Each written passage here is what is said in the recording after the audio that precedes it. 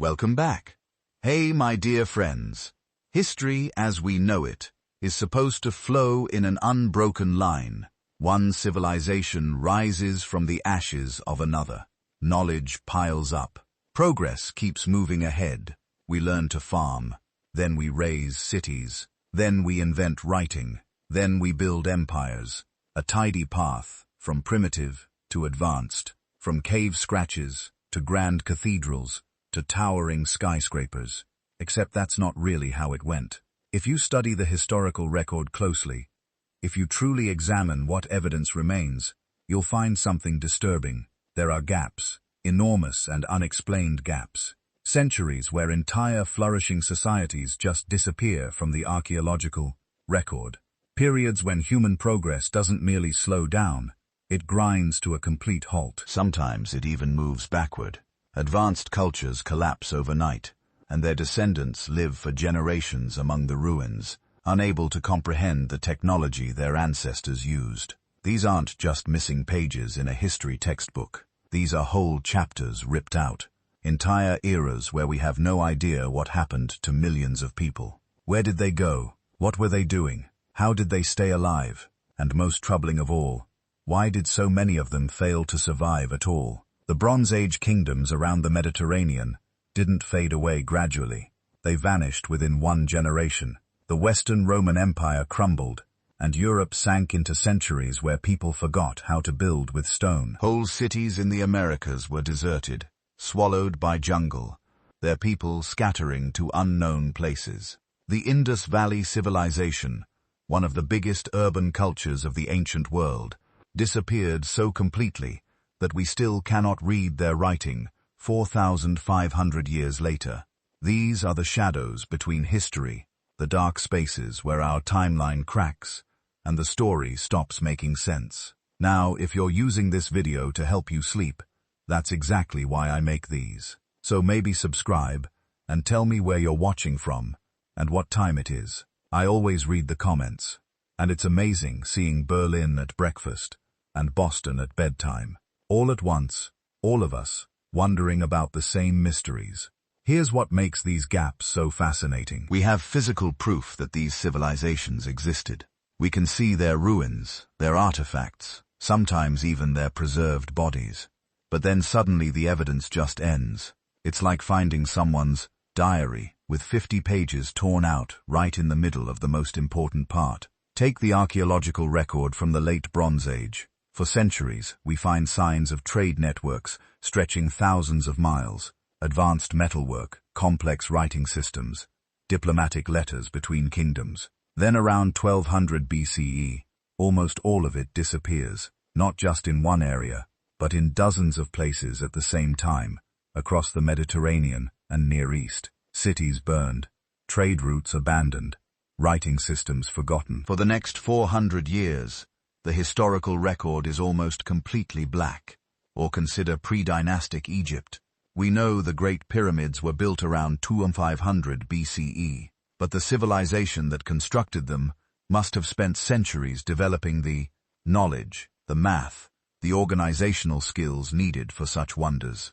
Yet, when we search for proof of that development period, we find almost nothing. It's as if the Egyptians leapt from small farming villages to perfectly engineered megastructures with barely any transition. These gaps aren't just puzzling, they're haunting, because they show us how fragile our own civilization might be, how quickly knowledge can be lost, how easily complexity can fall into chaos, how close we always are to forgetting everything we think we know. Tonight, we're going to explore these shadows, the centuries that devoured entire civilizations whole.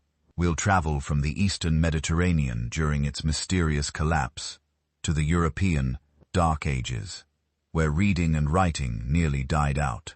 We'll venture into the pre-Columbian Americas, where entire cultures rose and fell without leaving written records.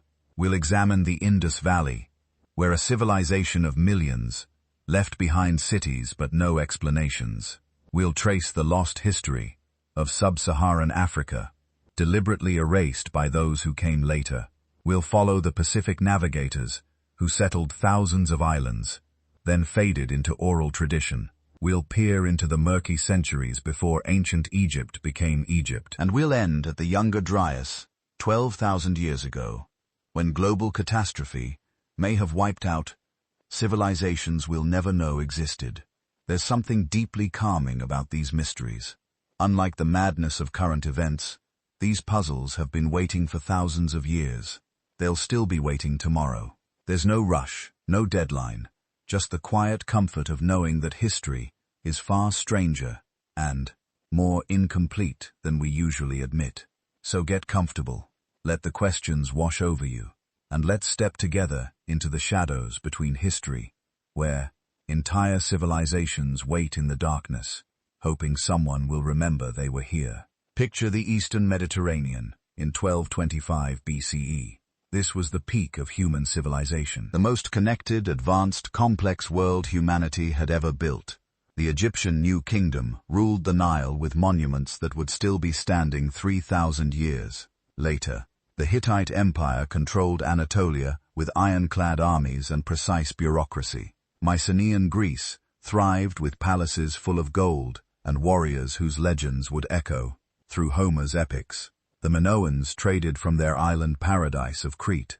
The Canaanites and their Phoenician descendants sailed the Mediterranean, connecting all these civilizations through trade routes that stretched from Afghanistan to Spain. Cities like Ugarit, Hattusa, Mycenae, and Pylos were metropolises by ancient standards, some housing tens of thousands of people. They had sophisticated writing systems, complex administrative bureaucracies, specialized craftsmen, professional armies. They traded tin from Afghanistan, copper from Cyprus, amber from the Baltic, ivory from Africa. Their ships carried wine, olive oil, textiles, perfumes, weapons. Their diplomatic letters, written in Akkadian, the English of the Bronze Age world, show a level of international relations that wouldn't be matched again for over 1,000 years. And then, in the span of maybe 50 years between 1200 and 1150 BCE, all of it collapsed. Not declined, not gradually changed. Collapsed. Cities burned. Palaces were abandoned. Trade networks shattered. Writing systems vanished. Populations plummeted. The sophisticated international world of the late Bronze Age simply ceased to exist. This wasn't like the fall of Rome, which took centuries and left behind successor kingdoms that kept parts of Roman culture. This was sudden, catastrophic, and nearly universal across the Eastern Mediterranean. Within a single human lifetime, civilization went dark, and it stayed dark for 400 years. Here's what the archaeological record shows, and it's disturbing. Layer after layer of destruction across dozens of sites. Hattusa, the Hittite capital, burned so intensely that limestone walls turned to glass. The palace at Pylos in Greece shows signs of desperate fortification efforts just before it was destroyed. Ugarit, one of the great trading cities of the ancient world, was so completely demolished that it was never rebuilt. The palace at Knossos in Crete, center of Minoan civilization, abandoned. Troy, level 7, destroyed. Megiddo in Canaan, destroyed. Hazor, destroyed. Ashkelon, destroyed. The list goes on. More than 40 major settlements show evidence of violent destruction during this period, not spread out over centuries. Concentrated in just a few decades, around 1200 BCE, something catastrophic swept through the Bronze Age world, like a tsunami, smashing everything in its path. But here's what's really disturbing. We don't know what caused it, or more accurately, we have too many explanations, and not enough evidence to choose between them. Because the Bronze Age collapse didn't just destroy cities, it destroyed the ability to record what happened. When writing systems disappeared, so did the historical accounts that could have told us what went wrong. The most famous theory involves the Sea Peoples. They appear in Egyptian records around 1200 BCE as a confederation of raiders and invaders, coming from the islands in the middle of the sea. Pharaoh Ramesses III fought them in a massive naval battle around 1175 BCE and claimed victory, but even Egypt was weakened. His temple inscriptions described them as a terrifying force, that had already destroyed the Parati, Hittite Empire, and many other kingdoms before reaching Egypt's borders. But who were the Sea Peoples? The Egyptian records list names: the Peliset, the Cheker, the Shekelesh, the Denyen, the Weshesh. Some scholars think the Peliset became the Philistines. Maybe the Shekelesh were Sicilians. The Denyen might have been Danaans, the Greeks mentioned in Homer. But these are guesses based on similarities in names written in hieroglyphs 3,200 years ago. We don't know where they came from, what language they spoke, or even if they were a unified group, or just a convenient Egyptian label for those barbarian raiders from the north. More troubling still, we don't know if they caused the collapse or were a symptom of it. Because here's the thing about the Sea Peoples. They appear in the records after many of the major destructions. Hattusa burned before Ramesses III fought his great sea battle. The Mycenaean palaces were already destroyed or abandoned. So were the Sea Peoples, destroying civilizations. Or were they refugees from civilizations that had already collapsed for other reasons, desperately seeking new homes in a world falling apart? Some archaeologists think climate change was the real culprit. Paleoclimate data shows significant drought across the eastern Mediterranean around 1200 BCE. Tree ring studies from ancient timber show reduced growth. Pollen records indicate decreased rainfall. Lake levels dropped across the region. For Bronze Age civilizations that depended on agriculture to feed dense urban populations, sustained drought could have been catastrophic. Crop failures would have led to famine. Famine would have caused social unrest. Desperate populations might have become raiders. Trade networks that depended on surplus production would have broken down. This makes sense until you realize that Bronze Age civilizations had dealt with droughts before. Egypt, in particular, had sophisticated systems for managing Nile floods and dealing with lean years. The theory of climate change as the sole cause doesn't explain the sheer speed and thoroughness of the collapse. Droughts cause gradual decline, not the sudden destruction layers we see in the archaeological record. Others point to systems collapse. The Bronze Age world was extraordinarily interconnected. Those trade networks that seemed like such strengths were also vulnerabilities. When you need tin from Afghanistan and copper from Cyprus to make bronze weapons and tools, you're dependent on stable trade routes across thousands of miles.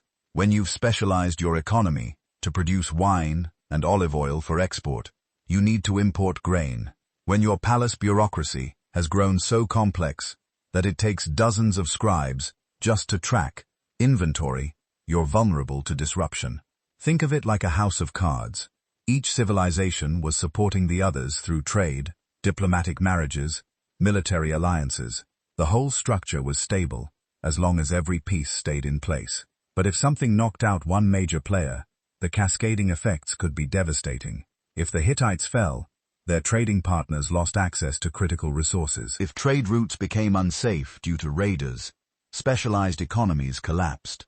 If one civilization's collapse sent refugees flooding into neighboring regions, it could destabilize them too.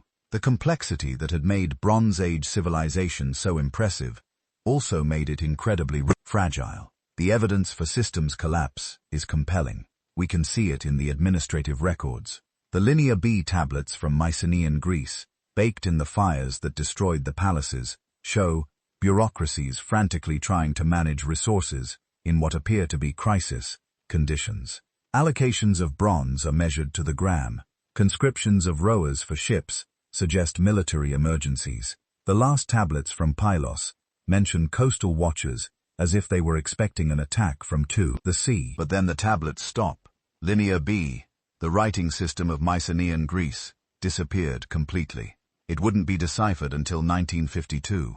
For 400 years, Greece had no writing system at all. The sophistication of palace administration, the careful record-keeping, the complex logistics that supported Mycenaean civilization, all gone, and not just gone temporarily, gone so thoroughly that later, Greeks had no memory that writing had even existed. When the Greeks adopted the Phoenician alphabet centuries later, they had to start from scratch. This is what makes the Bronze Age collapse so terrifying. It wasn't just political change, It was cultural regression on a massive scale. Population levels plummeted. Some estimates suggest Greece lost 80% of its population between 1200 and 1000 BCE.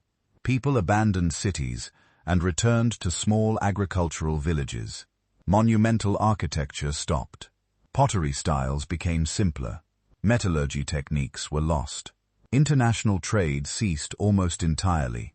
The world got smaller. The cosmopolitan Bronze Age civilization that had connected 3 continents was replaced by isolated villages that barely knew what existed beyond the next valley.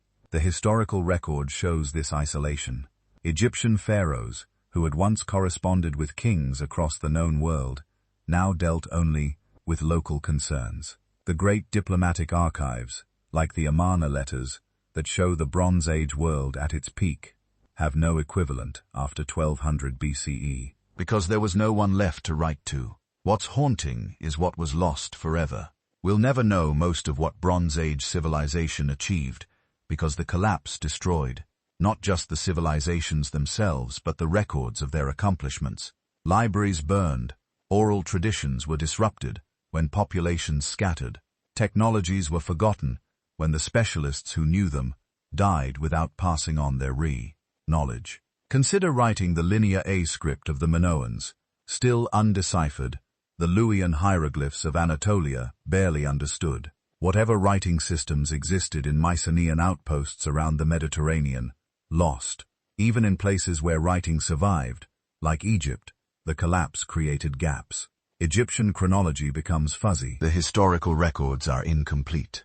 We're missing pieces of the story that would help us understand what happened. And the collapse wasn't uniform. Some regions suffered more than others. Cyprus was devastated, but recovered relatively quickly. The Phoenician cities of the Levantine coast survived and even prospered, eventually expanding their trade networks westward to found Carthage. Egypt survived, though weakened, but the Hittite Empire disappeared entirely. Mycenaean civilization ended. The great cities of the Syrian coast were destroyed. For these regions, the Bronze Age didn't just end. It was erased so thoroughly that its very existence became legendary. The recovery, when it finally came, took centuries. Greece remained in its dark age until around 800 BCE, when writing was reintroduced, and population began to grow again. But the classical Greek civilization that emerged was fundamentally different from the Mycenaean civilization that preceded it. Different political systems, different religious practices, different economic organization. The Bronze Age palace economies, with their centralized control and bureaucratic complexity, were replaced by smaller city-states. The great palaces were remembered only in legends about Agamemnon and the Trojan War, stories that later Greeks thought might be pure fiction, until archaeologists discovered that Troy and Mycenae were real places. What makes the Bronze Age collapse so relevant today is how modern our Bronze Age predecessors were in some ways. They lived in an interconnected global economy. They dealt with international diplomacy and trade disputes. They managed complex supply chains. They built civilizations that seemed permanent, that had lasted for centuries. And then it all fell apart so quickly that the survivors couldn't fully explain what had happened. Because here's the uncomfortable truth. We still don't know the primary cause. Was it the sea peoples? Climate change? Systems collapse? Earthquake storms? New weapons technology that made the old military systems obsolete? A combination of all these factors. The academic debates continue because the evidence is ambiguous. Different regions show different patterns of destruction and abandonment. Some sites show evidence of earthquake damage. Others were clearly burned in military attacks. Still others seem to have been abandoned without violence, as if the population simply left. What we do know is that when multiple stresses hit simultaneously, even sophisticated civilizations can fail catastrophically. The Bronze Age world might have survived drought, or raiders, or political instability, but all of them together, cascading through interconnected systems, were too much. The House of Cards collapsed, and when it did, humanity lost 400 years, 4 centuries, during which populations declined. Technologies were forgotten, writing disappeared, trade networks shattered. 4 centuries of regression, during which the descendants of Bronze Age civilization struggled to survive in a darker, smaller, more dangerous world. 4 centuries of history that left almost no written record, just destruction layers in the dew. Archaeological evidence and legends passed down through oral tradition. The Bronze Age collapse is a reminder that civilization is more fragile than we think, that complexity creates vulnerability as well as strength, that the sophisticated systems we build to connect us can also cascade our failures, and that sometimes, despite our best efforts to record and preserve, whole eras of human achievement can simply vanish, leaving only ruins and mysteries for future generations to ponder. When the lights came back on, when Greece emerged from its dark age, and writing returned, and civilization rebuilt itself, the world was fundamentally changed. The Bronze Age was gone, and with it went knowledge, technologies, and historical records that will never recover. Somewhere in those lost centuries lie answers to questions we can't even formulate anymore. Stories that will never be told, achievements that will never be celebrated, all gone dark in the span of a single human lifetime, lost in the shadows between history. Picture this: Rome 476 CE. The greatest empire the Western world had ever seen simply stops. Not with a bang, not with some apocalyptic battle, but with a whimper. The last Western Roman emperor, a teenage boy with the ironic name Romulus Augustulus, is pensioned off by a Germanic general. And just like that, 5 centuries of Roman dominance come to an end. But here's what makes this moment so strange. The cities are still standing. The roads are still there, stretching across Europe like a massive stone spiderweb. The aqueducts still carry water. The libraries still hold thousands of scrolls. Everything is there, except the people who knew how to maintain it all, except the bureaucracy that held it together, except the literate class that could read the instructions. Within a generation, maybe 2, it all starts falling apart. Not destroyed, just abandoned, forgotten. And for the next 500 to 600 years, Europe plunges into what we've come to call the Dark Ages. Except nobody at the time called it that. Nobody knew they were living in a dark age. They were just trying to survive. Now, here's the thing about the Dark Ages. The name itself is controversial. Modern historians hate it. They prefer early medieval period or late antiquity, and they have a point. The term Dark Ages was invented by Renaissance scholars who looked back at this period and saw nothing but ignorance and barbarism. They were comparing it to Rome at its height and finding it lacking. But that comparison isn't fair. It's like judging a forest that's regrowing after a wildfire and calling it dark because it's not as tall as it used to be. But there's another reason the term fits, a reason that has nothing to do with judgment. These centuries are literally dark to us. We can barely see into them. The written record doesn't just decline, it almost vanishes. In some regions, we go from hundreds of documents per decade to maybe 1 or 2 per century. Archaeological evidence becomes sparse and ambiguous. The material culture becomes so simplified that it's hard to date sites accurately. We're not just looking at a period of decline.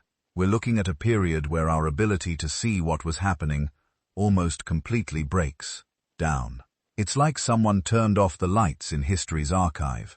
So, what actually happened? How does the most documented, most bureaucratic, most literate civilization in the Western world simply forget how to read and write within a few generations? The short answer is that the infrastructure of literacy collapsed, but the long answer is so much more interesting and so much more terrifying. Rome wasn't just an empire, it was a machine, a vast interconnected system where every part depended on every other part. The cities depended on grain from North Africa. The army depended on taxes from the cities. The roads depended on maintenance crews paid by the army. The whole thing worked because of constant movement. Goods flowing, people traveling, information spreading. When Rome fell, the machine didn't just stop. it started running in reverse. The cities that depended on imported grain began to shrink. As they shrank, they generated less tax revenue. With less revenue, roads couldn't be maintained. With roads crumbling, trade became harder. With trade declining, cities shrank further. It was a death spiral, and it happened fast. Within 100 years of Rome's fall, most major European cities had lost 80 to 90% of their population. Not because people were dying, though plenty were, but because urban life became impossible. When you can't get grain shipments and you can't maintain aqueducts, you move to the countryside, where you can grow your own food and drink from wells. And when people moved out, the city's literacy went with them. Because here's what most people don't understand about literacy in the ancient world. It wasn't valuable for its own sake. You didn't learn to read and write because knowledge was important. You learned because you needed those skills for specific jobs. Government administration, tax collection, trade negotiations, legal contracts, all urban professions, all dependent on a functioning economy. In the countryside, literacy was useless. Worse than useless, it was a waste of time. Why spend years learning to read Latin when you could be learning to farm, to smith, to build? The practical skills that kept you alive didn't require reading, so people stopped teaching it. Within 2 generations, the children of illiterate Romans became illiterate farmers, and their children had no memory that literacy had ever been important. But it wasn't just literacy that vanished. It was technical knowledge of all kinds. How to build stone bridges, how to make concrete, how to survey land accurately, how to construct multi-story buildings. All of this knowledge was written down, carefully documented in Roman technical manuals. But if you can't read the manuals, the knowledge might as well not exist. Archaeological evidence from this period is absolutely haunting. We find Roman buildings being abandoned, then slowly dismantled for building materials. We find villa sites that just stop showing any signs of occupation around 450 or 500 CE. We find layers of what archaeologists call dark earth in former Roman towns, basically just accumulated garbage and decay covering the Roman remains. But here's where it gets really weird. The abandonment isn't uniform. Some regions descend into chaos quickly. Others maintain some level of organization for centuries. Britain, for example, seems to experience near total collapse. By 500 CE, British cities are abandoned. Pottery making, which had been a sophisticated industry, reverts to crude, handmade vessels. Even basic stone construction seems to be forgotten. People are building in wood again like their pre-Roman ancestors had. But in other places, like Italy and parts of Gaul, there's continuity. Cities shrink but don't disappear. Literacy declines but doesn't vanish. Some level of trade continues. It's not uniform darkness. It's patchy, inconsistent, maddeningly hard to understand. And then there are the mysteries, the things we simply cannot explain. Take settlements. During the height of the Dark Ages, roughly 600 to 800 CE, we have archaeological evidence of thousands of small settlements across Europe. Villages, hamlets, isolated farms. But we have almost no written records describing them. Who lived there? How were they organized? What did they believe? We can dig up their post holes and garbage pits, but we can't hear their voices. Some settlements show signs of careful planning. Rectangular buildings aligned in rows, suggesting some form of central authority. Others seem almost random, buildings scattered without pattern. Some have evidence of trade goods from hundreds of miles away. Others seem completely isolated. It's like trying to understand modern society by examining only the trash we throw away. You can learn something, but you miss everything important. Then came the Vikings. Starting around 793 CE with the raid on Lindisfarne Monastery, Scandinavian seafarers began ranging across Europe and beyond. And here's what's so frustrating. We know the Vikings were incredibly successful. They established trade networks from Baghdad to North America. They founded cities that still exist today. They developed sophisticated shipbuilding techniques that allowed them to cross oceans. But we don't really know how they did it. The Norse didn't start writing things down until they converted to Christianity centuries after their expansion began. Everything we know about early Viking society comes from archaeological evidence and much later sagas that are half legend, half history, and completely unreliable for dating or details. How did Norse society organize expeditions involving hundreds of men and dozens of ships? How did they navigate across open ocean without compasses? How did they maintain supply lines across thousands of miles? We have theories, educated guesses, but the truth is, we just don't know. The Vikings left us their artifacts, but not their manuals. The only place where knowledge was being systematically preserved was in monasteries. As the Roman world collapsed, the Christian Church became the last institution with the resources and motivation to maintain literacy. Monks copied manuscripts, laboriously reproducing ancient texts by hand. Everything we know about classical literature, we know because some medieval monk thought it was worth copying. But here's the tragedy. The monks were selective. They preserved what they thought was important, which meant religious texts and works by Christian authors got priority. Pagan literature, scientific treatises, technical manuals, huge swaths of ancient knowledge were simply left to decay.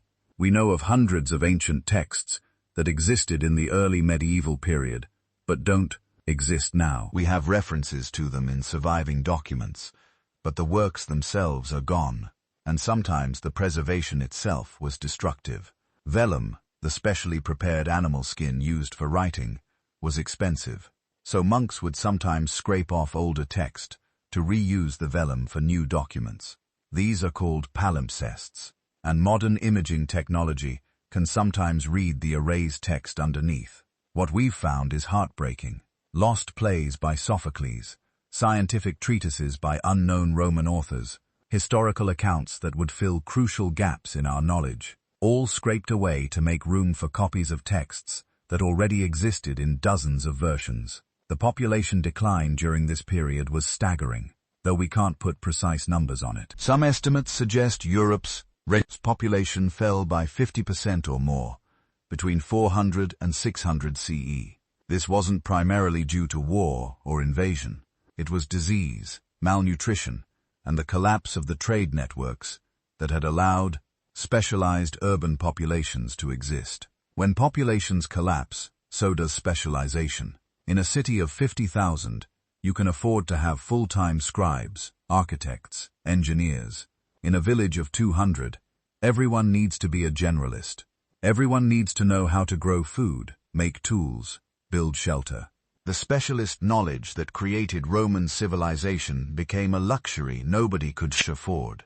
Recent discoveries are starting to fill in some gaps, though each answer raises new questions. Excavations across Europe have revealed that the so-called Dark Ages weren't as dark as we thought. We found evidence of sophisticated metalworking continuing throughout the period. We've discovered extensive trade networks that nobody knew existed. We've uncovered burial sites with grave goods from thousands of miles away, proving that long-distance travel never completely stopped. But these discoveries also highlight how much we've lost.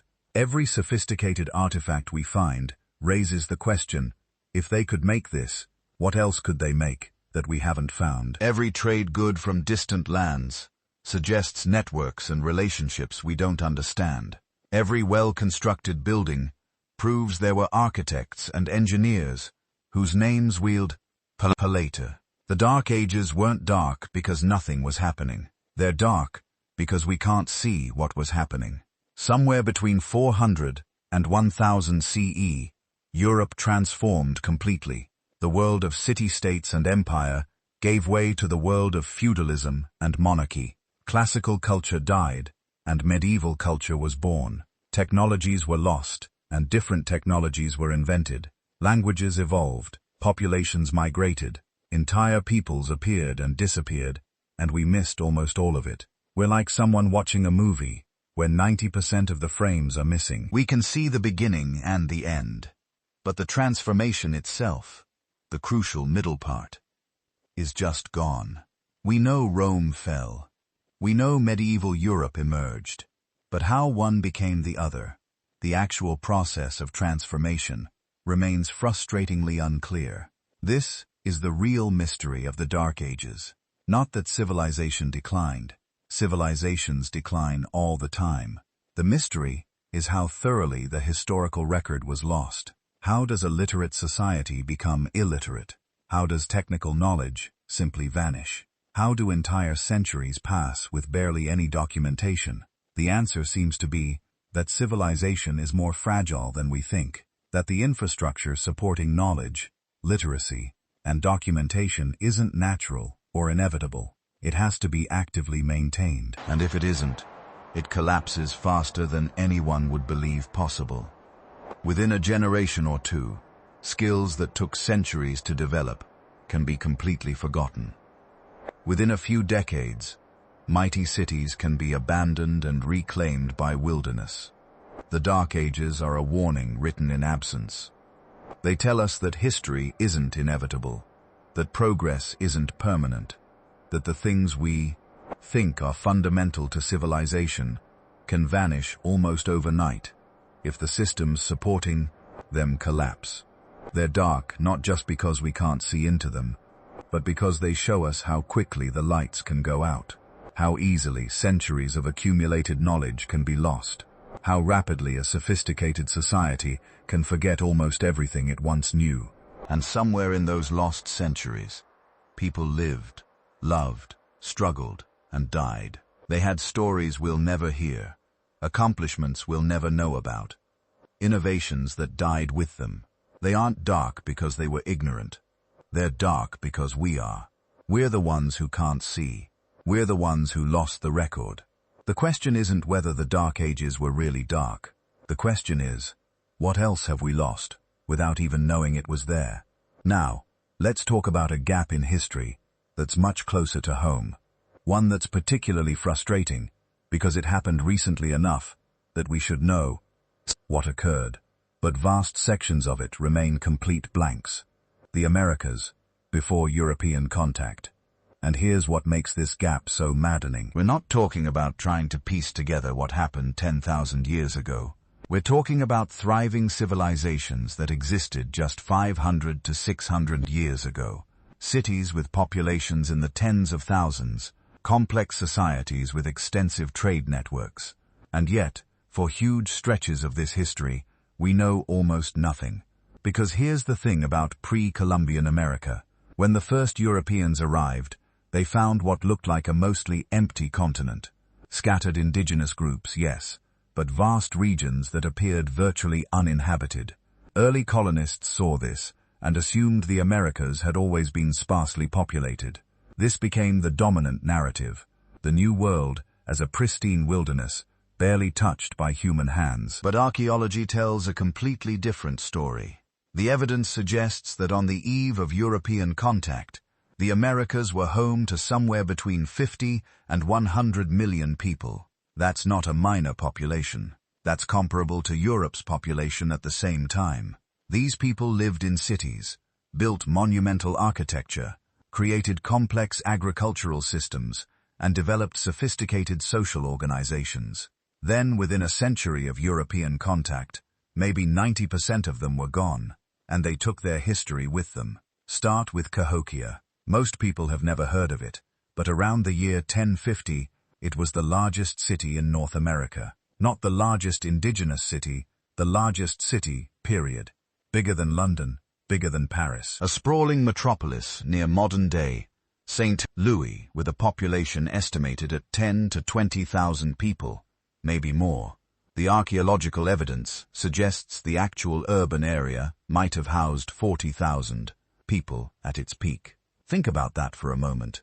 40,000 people living in a planned urban center with distinct neighborhoods, massive earthen pyramids, and a sophisticated understanding of astronomy and engineering. The largest mound at Cahokia, Monk's Mound, covers 14 acres at its base and rises 100 feet high. It contains roughly 22 million cubic feet of earth, all moved by hand, one basket at a time.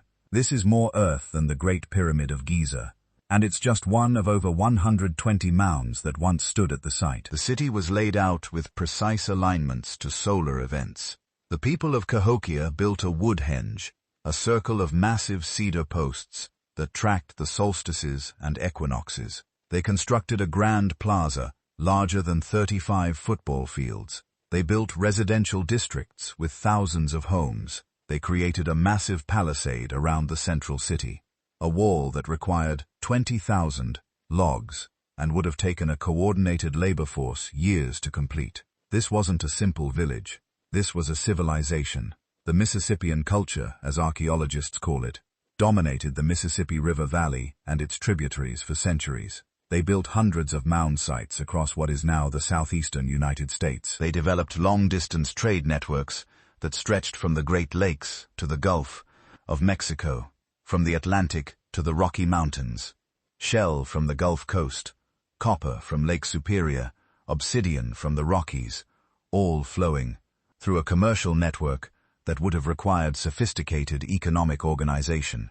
And then around 1350, Cahokia was abandoned. Not destroyed by conquest, not burned by invaders, just emptied. Within a few decades, a city that had dominated the region for 3 centuries was gone. Its people scattered, its buildings left to decay. By the time Europeans arrived in the region in the 1500s, Cahokia had been abandoned for more than 150 years. The native peoples living nearby had no clear memory of who had built these massive earthworks. The history was lost. We still don't know why Cahokia fell. The theories are numerous but unsatisfying. Maybe environmental degradation. The city's enormous population would have required intensive agriculture, possibly depleting the soil. Maybe climate change. There's evidence of a regional drought around the time of abandonment. Maybe political collapse. Perhaps the social systems that had united such a large population simply broke down. Maybe disease. A pandemic could have devastated the dense urban population, but we don't know. The people who could have told us were gone before anyone thought to write it down, and Cahokia wasn't unique. The Mississippian culture built similar cities throughout the eastern half of North America.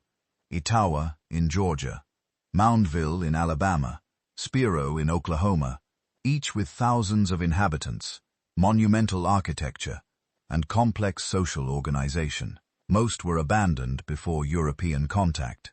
The few that were still occupied when Europeans arrived were quickly destroyed by disease, warfare, and forced displacement. Their histories died with them. Move west, and you find the same pattern.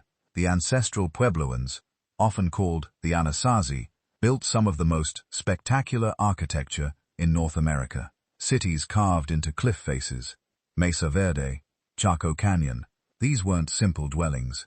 Pueblo Bonito at Chaco Canyon had over 600 rooms and rose 4 stories high. It was the largest building in North America until the 1880s, when it was finally surpassed by an apartment building in New York. Chaco was the center of a civilization that dominated the Four Corners region for centuries. The Chacoans built hundreds of miles of perfectly straight roads, connecting outlying settlements to the central canyon. Not trails, roads up to 30 feet wide, engineered with deliberate construction techniques. They aligned buildings to solar and lunar cycles with precision that required sophisticated astronomical knowledge. They managed water in a desert environment through an elaborate system of dams, reservoirs, and irrigation channels. And then, around 1150, they left. The great houses at Chaco Canyon were abandoned. The road system fell into disuse. A civilization that had thrived for 300 years simply walked away. We find hints of where they went. Modern Pueblo peoples are clearly their descendants, carrying forward aspects of their culture, language, and traditions. But the specific history of what happened, why they left, where exactly they went, most of it is gone. Another gap in the historical record. The archaeological evidence from across the Americas tells the same story again and again. Evidence of large populations, sophisticated societies, complex cultural achievements, followed by sudden abandonment, disappearance, or collapse, often shortly before or shortly after European contact. And here's what makes this particularly tragic: the timing. Because European contact didn't just bring colonization and conquest, it brought disease. Smallpox, measles, typhus, influenza, diseases to which Native Americans had no immunity. The epidemics moved faster than the Europeans themselves. Ships arriving on the coast would introduce diseases that would spread inland through trade networks, devastating populations hundreds of miles away from any European settlement. By the time colonists pushed into the interior, they were often moving through lands that had been depopulated by diseases that had arrived years or even decades earlier. The scale of this catastrophe is almost impossible to comprehend. Contemporary accounts from early Spanish explorers in the southeast described densely populated regions with towns every few miles. The Spanish chronicler Hernando de Soto, traveling through the southeast in 1540, described thriving towns, abundant agriculture, and large populations. But when French explorers traveled the same routes 150 years later, they found the landscape nearly empty. The cities were gone. The people were gone. What had happened? Disease. Wave after wave of epidemics tearing through populations with no resistance. Communities that had existed for centuries were wiped out in a generation, and when the people died, so did their knowledge. Their history, passed down orally through generations, died with the last storytellers. Their cultural practices, their social organization, their understanding of their own past, all lost. We get hints of what was lost from the few written accounts that survive. When Europeans first reached the upper Mississippi Valley in the late 1600s, they encountered enormous earthwork complexes, mounds in elaborate geometric patterns, some covering hundreds of acres. The indigenous people living nearby told the French that they didn't know who had built them. The knowledge was already lost, the civilizations that had created these monuments having collapsed before living memory. Modern archaeology has revealed just how much we've lost.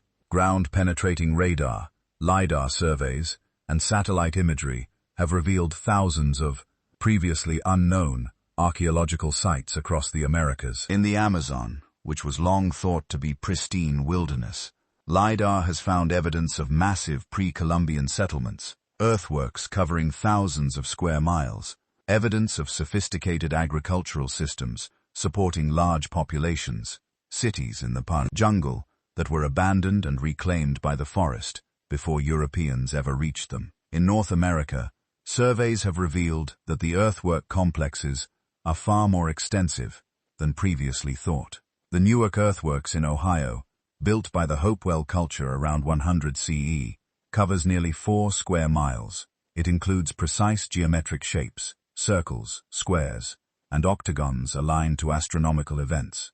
This required not just labor, but sophisticated mathematical and astronomical knowledge. And we have no written records explaining why they built it, what it meant to them, how they organized the labor, how they maintained these sites for centuries.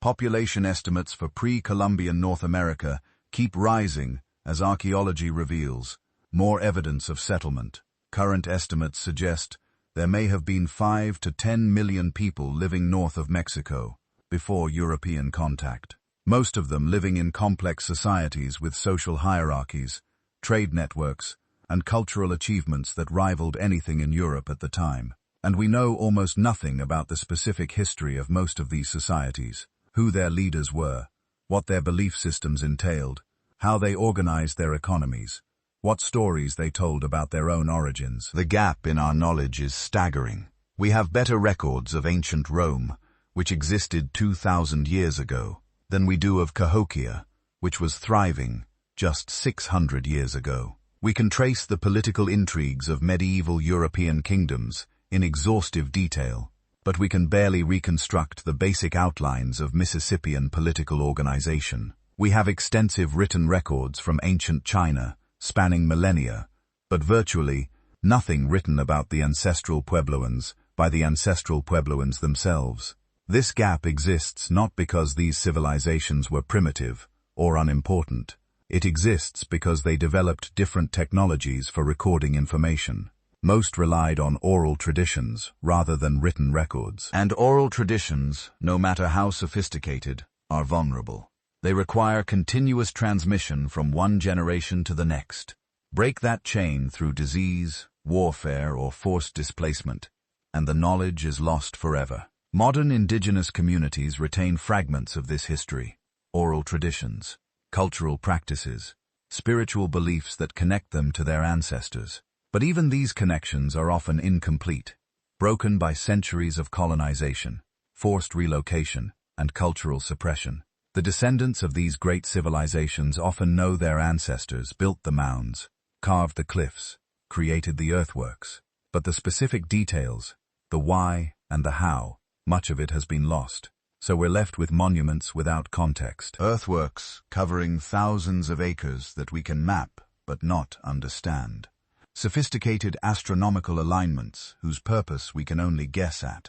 Trade networks spanning a continent whose economic organization remains mysterious. Cities that housed tens of thousands whose social structures are barely known.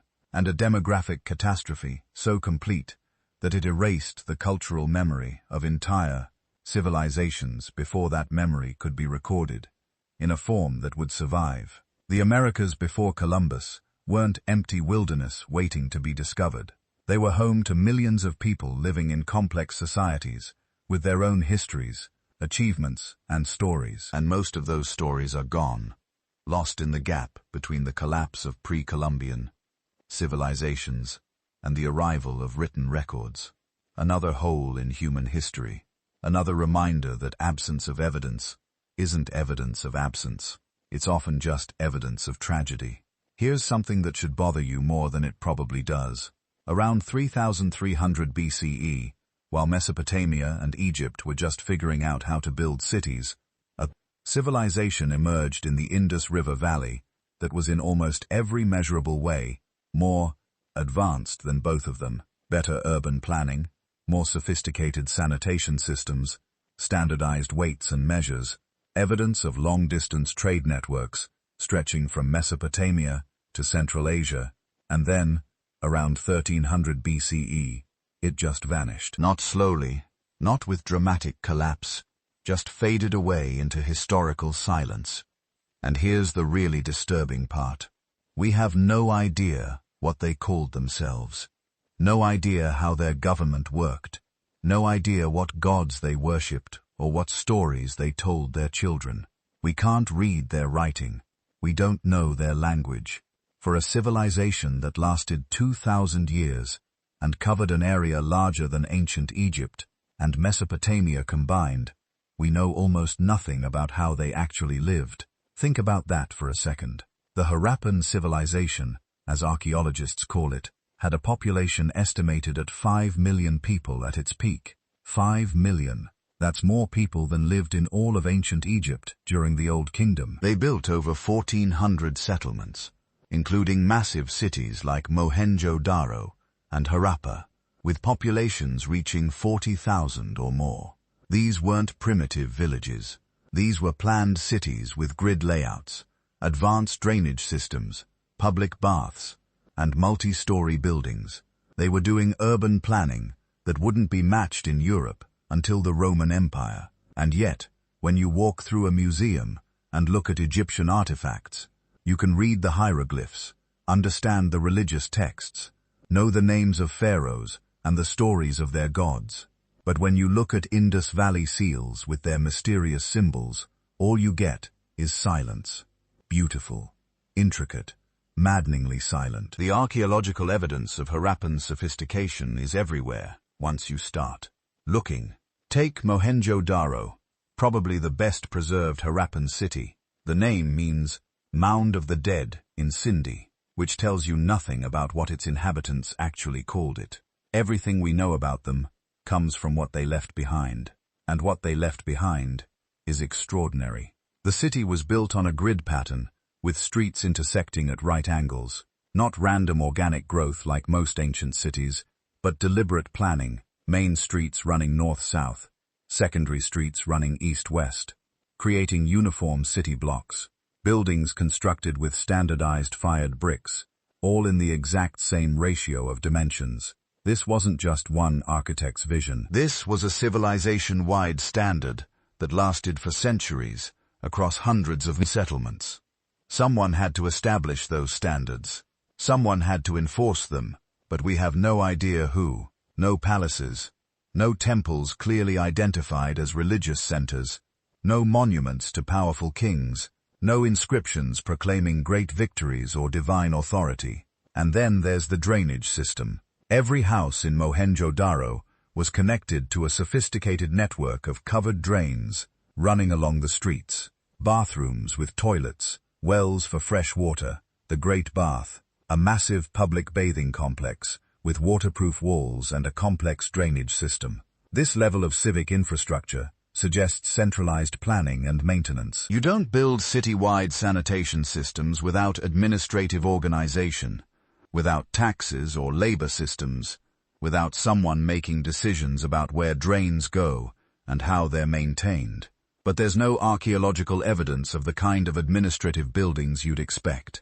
No massive temple complexes like in Mesopotamia. No giant palace compounds like in Egypt.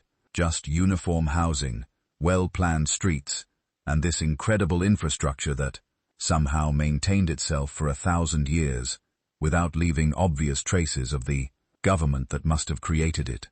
The Indus script makes everything worse. Not better, worse. Because we know they had writing. We have over 4,000 inscribed objects, mostly small seals showing animals, human figures, and sequences of symbols. The script appears on pottery, copper tablets, and those famous steatite seals that probably served as markers of ownership or identity. The symbols are beautiful, consisting of about 400 distinct signs, suggesting a logosyllabic writing system like Egyptian hieroglyphs or Mesopotamian cuneiform. But here's the problem. The inscriptions are incredibly short. Most contain fewer than 5 symbols. The longest known inscription has only 26 symbols. This makes decipherment nearly impossible. With such short texts, you can't identify patterns reliably. You can't figure out grammar or syntax. You can't even be certain whether it should be read left to right, right to left, or in alternating directions. Scholars have been trying to crack the Indus script for over a century. Some think it's a true writing system, representing spoken language. Others argue it's just a collection of symbolic markers, like modern corporate logos conveying information but not representing speech. There's no Rosetta Stone, no bilingual text that could provide a key to understanding. The civilization existed alongside Mesopotamia, and there's evidence of trade between them. But no Indus Valley text has been found written in cuneiform, and no cuneiform text, clearly, describes the Harappan people in enough detail to help us understand their language. It's like finding a library where every book has only the title remaining, and the title is in a language no living person speaks. You know there was knowledge there.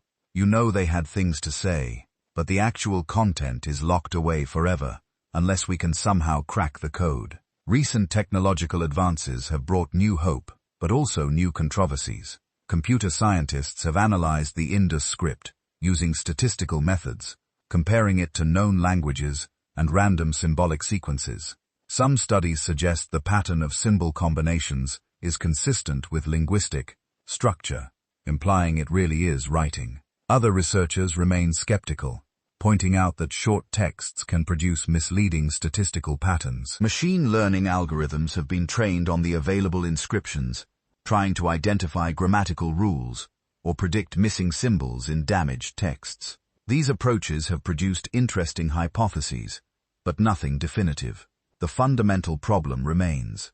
Without longer texts or a bilingual inscription, we're essentially trying to learn an entire language from nothing but business cards and shipping labels. And this gap in understanding extends to everything about Harappan society. We find standardized weights and measures suggesting regulated trade and commerce, but no clear evidence of markets or merchant quarters. We see elaborate jewelry and art objects, indicating specialized craftspeople and social differentiation, but no obvious palaces or elite residences that would show clear hierarchies.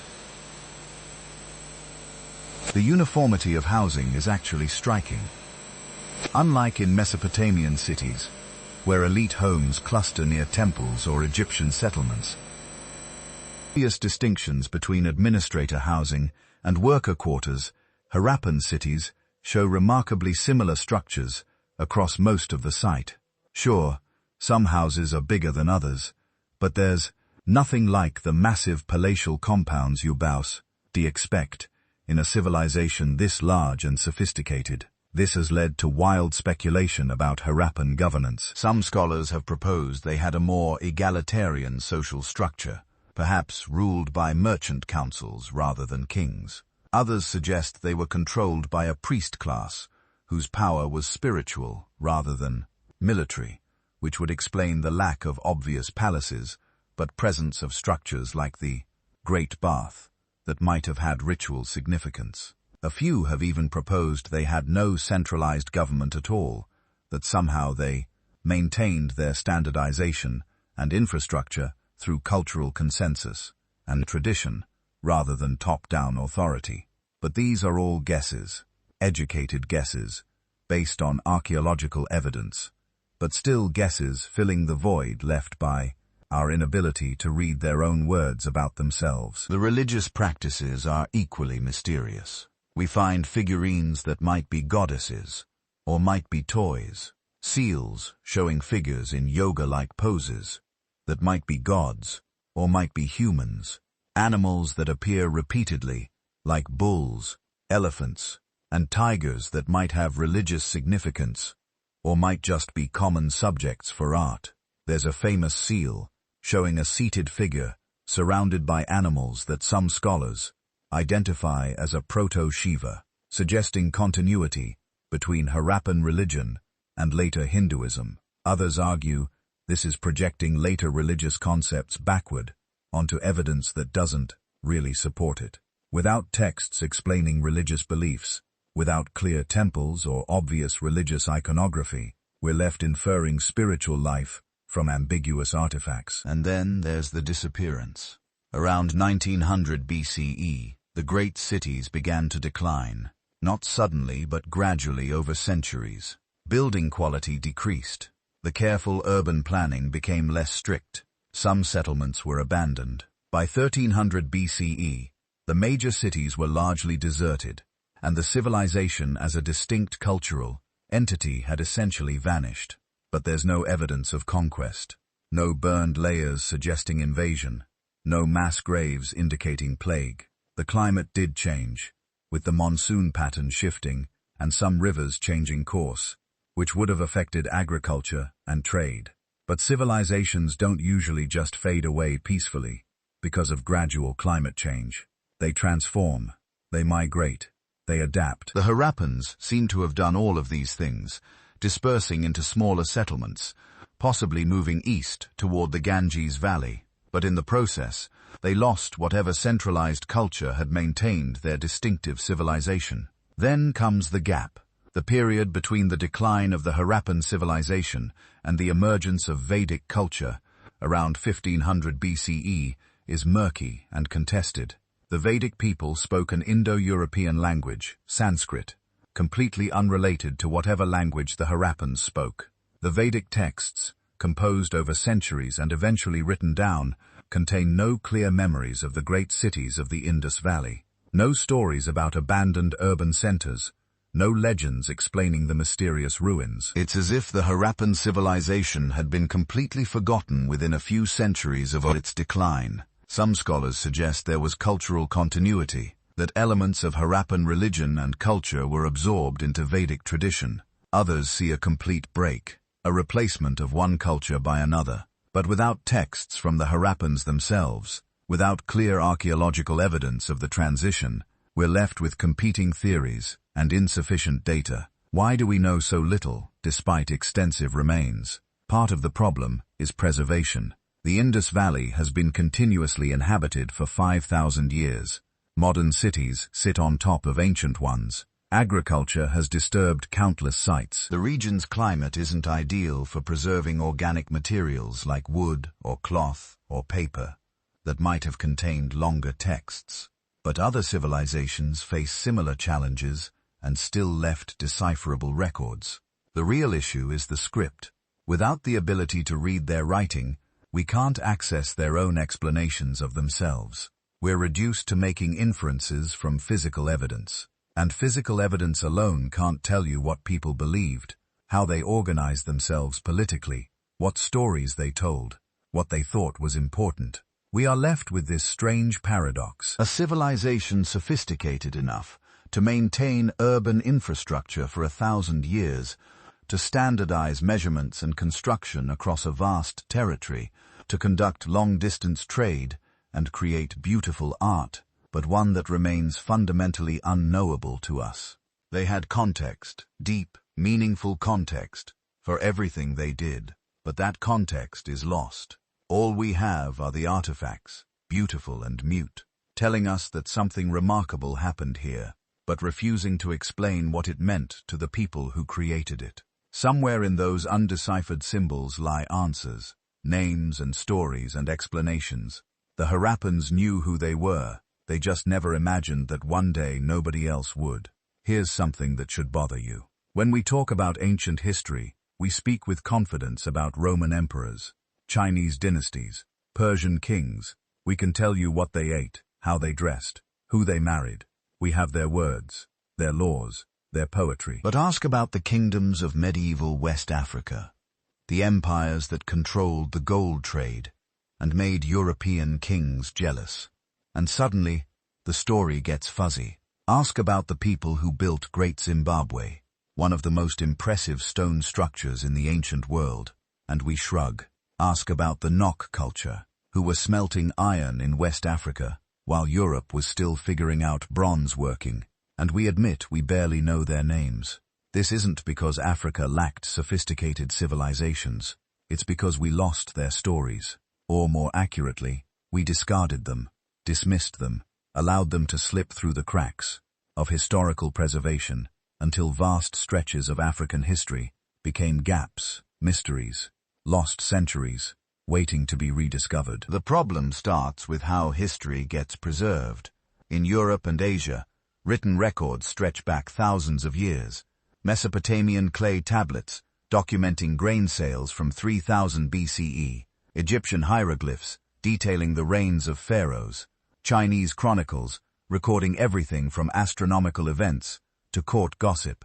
These civilizations developed writing systems early and used them obsessively, creating redundant copies of important documents, carving records into stone that would last millennia. But many African civilizations took a different approach. They preserved their histories through oral tradition, elaborate systems of storytelling, poetry and song, passed down through specialized groups of historians called griots.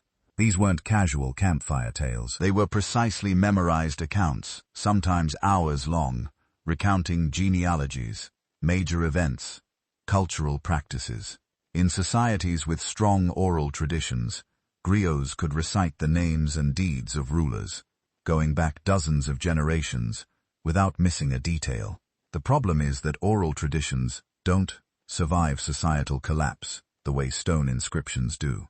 When a civilization falls to war, disease, or environmental catastrophe, its libraries might burn, but archaeologists can still excavate the ruins, find the tablets, reconstruct the written records.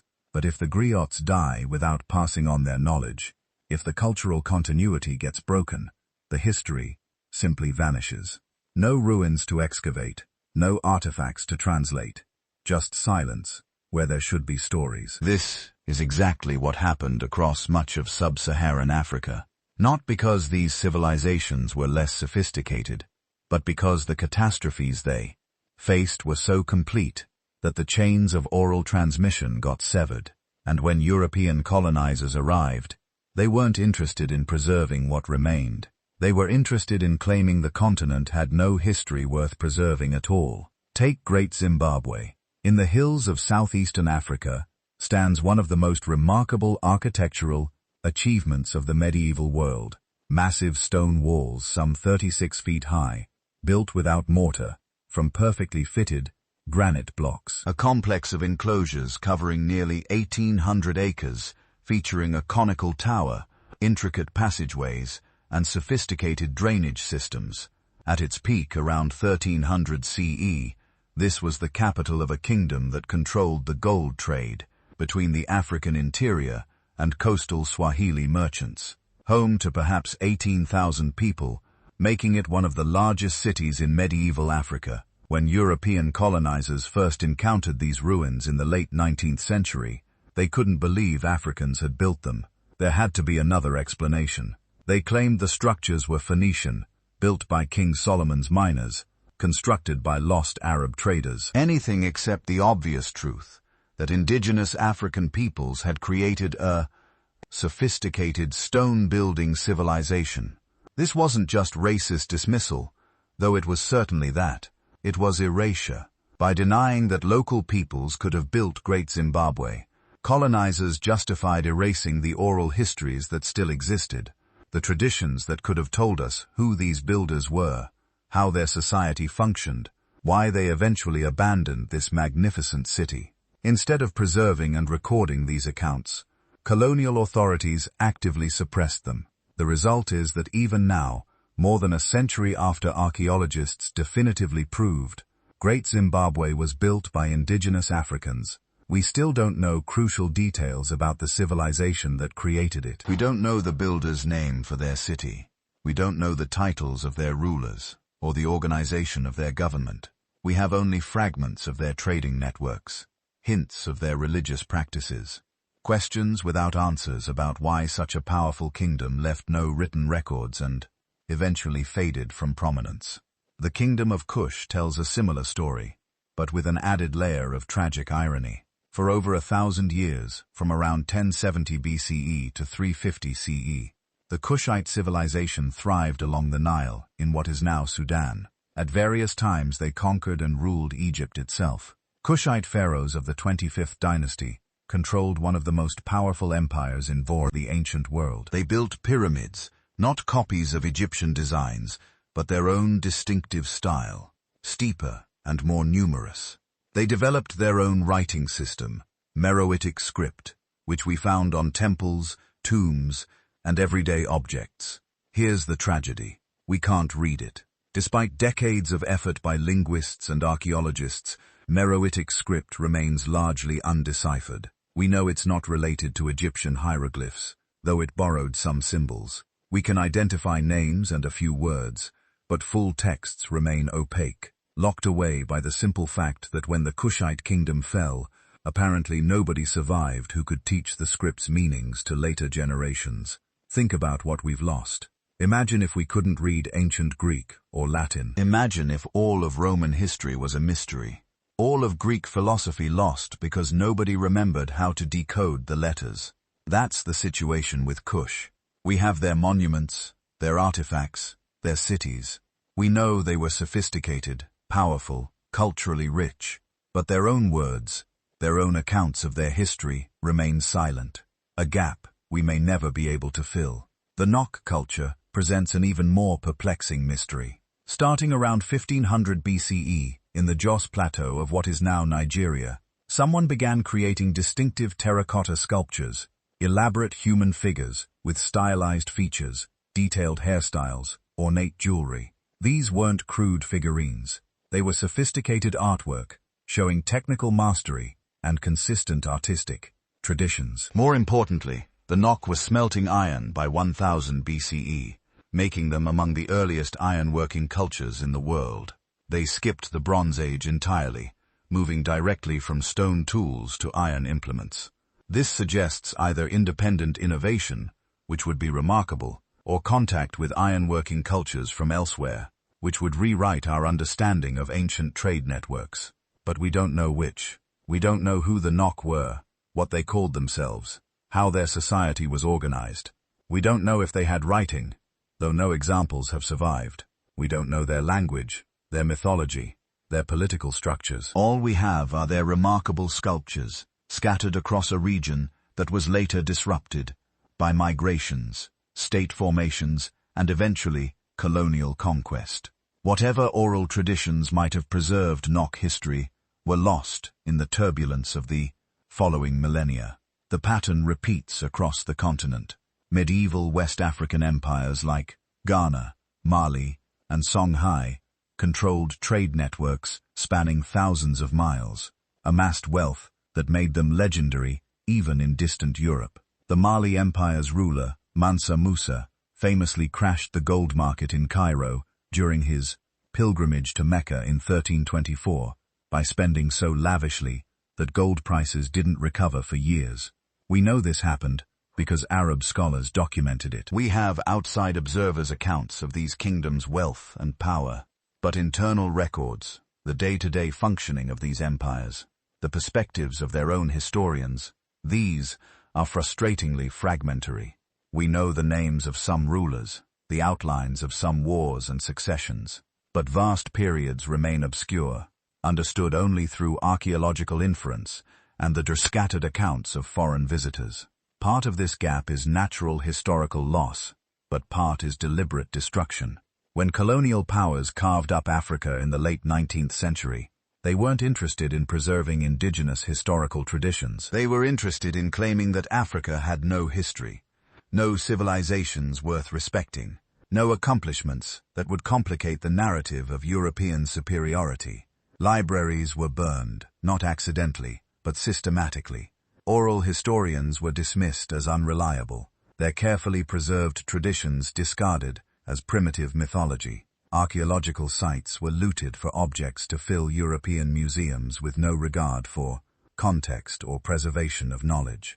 And perhaps most insidiously, African children were taught that their ancestors had no history, that civilization began when Europeans arrived, that anything impressive on the continent must have been built by outside influences. The consequences of this erasure are still felt today. Entire centuries of African history remain shadowy, understood only through fragmentary evidence and archaeological guesswork. We know sophisticated societies existed. We can see their artifacts, their architecture, their influence on surrounding regions. But their stories, their own accounts of who they were and what they achieved, these are often lost. But here's where the story starts to turn hopeful. Because unlike some historical gaps where evidence simply doesn't exist anymore, much of African history isn't lost.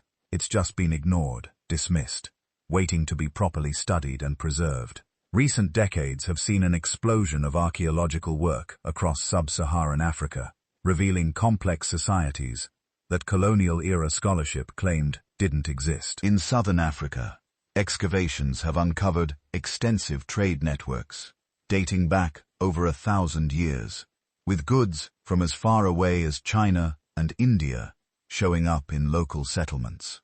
In West Africa, ancient cities like Gene are rewriting our understanding of urban development, showing sophisticated city planning centuries before contact with Islamic or European civilizations. In East Africa, researchers are documenting the Swahili coastal cities that mediated trade between the African interior and the Indian Ocean world, creating a unique fusion culture that was neither purely African nor purely Arab, but something distinctive and sophisticated in its own right. And linguists are working with remaining oral traditions, carefully recording and analyzing the historical information they contain, cross-referencing with archaeological evidence to build more complete pictures of the past. Perhaps most importantly, there's growing recognition that the absence of written records doesn't mean the absence of history. Oral traditions, when properly studied and contextualized, can preserve remarkable amounts of accurate information across many generations. Archaeological evidence, from settlement patterns to artifacts to environmental data, can reconstruct societal structures, even without written documents. The lost centuries of African history aren't necessarily lost forever. They're just harder to access, requiring more careful work, more respect for different forms of historical preservation, more willingness to challenge old assumptions about what counts as legitimate historical evidence. Every year brings new discoveries, ancient cities emerging from jungle vegetation, genetic studies revealing unexpected migration patterns, linguistic analysis showing cultural connections nobody had suspected. The gaps are slowly being filled, not with speculation, but with evidence, careful scholarship, and most importantly, African voices reclaiming their own histories. The story of Africa's lost centuries is ultimately a story about whose histories get preserved and whose get discarded, whose accounts matter and whose don't. For too long, the answer was determined by colonial power and racist assumptions. But that's changing. The silences are being broken, the gaps are being filled, and what's emerging is a picture of human history far richer and more complex than the simple narratives we inherited from an earlier, more prejudiced era. Now, let's talk about the largest ocean on Earth and one of the most audacious human achievements in history. An achievement that for some reason we barely understand at all. The Pacific Ocean covers nearly 64 million square miles. That's roughly 1/3 of the entire Earth's surface. And scattered across this vast expanse are thousands of islands. Some are large, like New Zealand and Hawaii. Others are tiny specks of coral and volcanic rock, barely visible from more than a few miles away. And here's what's remarkable. By about 1200 CE, nearly every inhabitable island in this enormous ocean had been discovered, settled, and colonized by people traveling in wooden canoes. No compasses, no sextants, no GPS, just outrigger canoes, knowledge of stars and currents, and an almost incomprehensible amount of courage. This was the Polynesian expansion, one of the greatest feats of exploration and navigation in human history, and we have almost no idea how they actually did it. Think about what we're talking about here. These weren't short coastal hops. Polynesian voyagers traveled thousands of miles across open ocean, locating islands that were sometimes less than 10 miles across, surrounded by hundreds or thousands of miles of empty water in every direction. The distance from Tahiti to Hawaii is about 2,600 miles. The distance from Tahiti to New Zealand is over 2,400 miles. And Easter Island, the most remote inhabited island on Earth, sits 1,200 miles from the nearest landmass. Yet, all of these places were found, settled, and connected by regular voyaging routes. How did they do it? We know some things. Polynesian navigators used sophisticated techniques called wayfinding. They memorized the positions of hundreds of stars, understanding exactly which stars rose and set at specific points on the horizon, depending on latitude. They read wave patterns, recognizing how swells bent and reflected around distant islands that were still below the horizon. They watched birds, knowing that certain species only flew within a certain range of land. They paid attention to clouds, understanding how weather patterns changed near islands. They even tracked the path of bioluminescent organisms in the water, which could indicate the presence of channels and currents.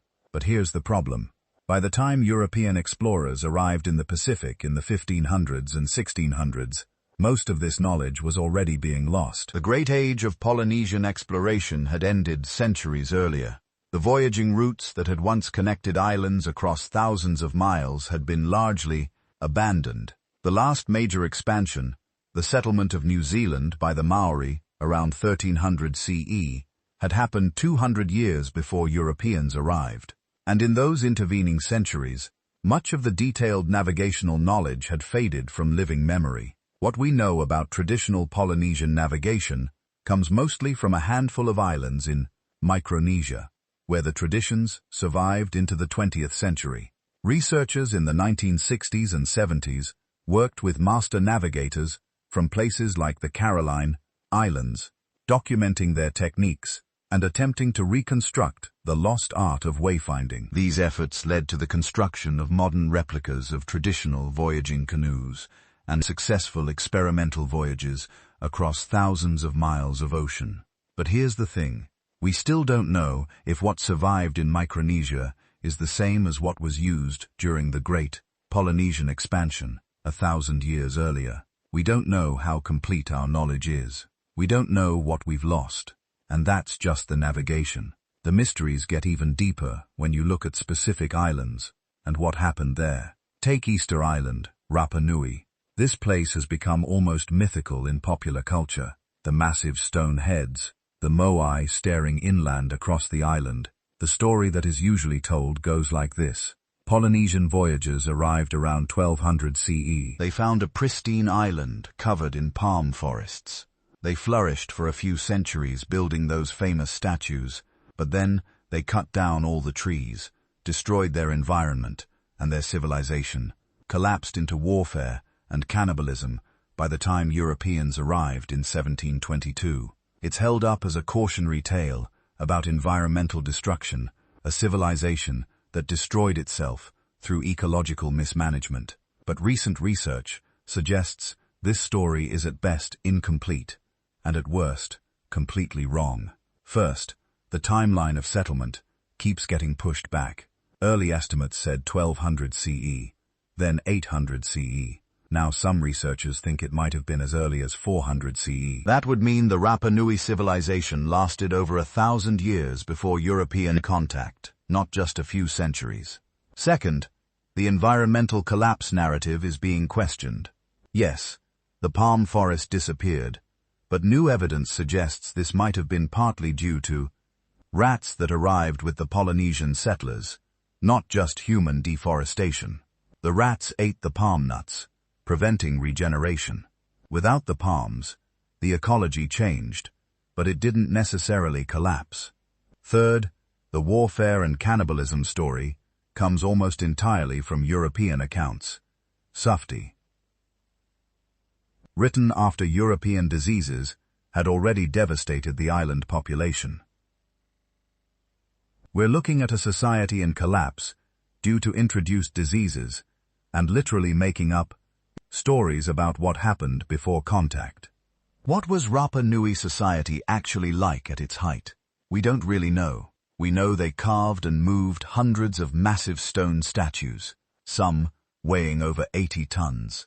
We know they developed a unique writing system called Rongo Rongo, one of only a handful of independently invented writing systems in human history. We know they built sophisticated stone platforms, called ahu, and created intricate rock art. But we don't know what their social structure looked like, how their economy functioned, or why they stopped making statues sometime in the 1600s. The details of their rise, their flourishing, and their transformation before European contact remain largely mysterious. And Easter Island isn't unique. Take Nan Madol. If you haven't heard of it, don't worry. Most people haven't. It's located on the island of Pohnpei in Micronesia, and it's one of the most extraordinary archaeological sites in the Pacific, maybe the world. Nan Madol is sometimes called the Venice of the Pacific. It's a complex of artificial islands built on a coral reef lagoon.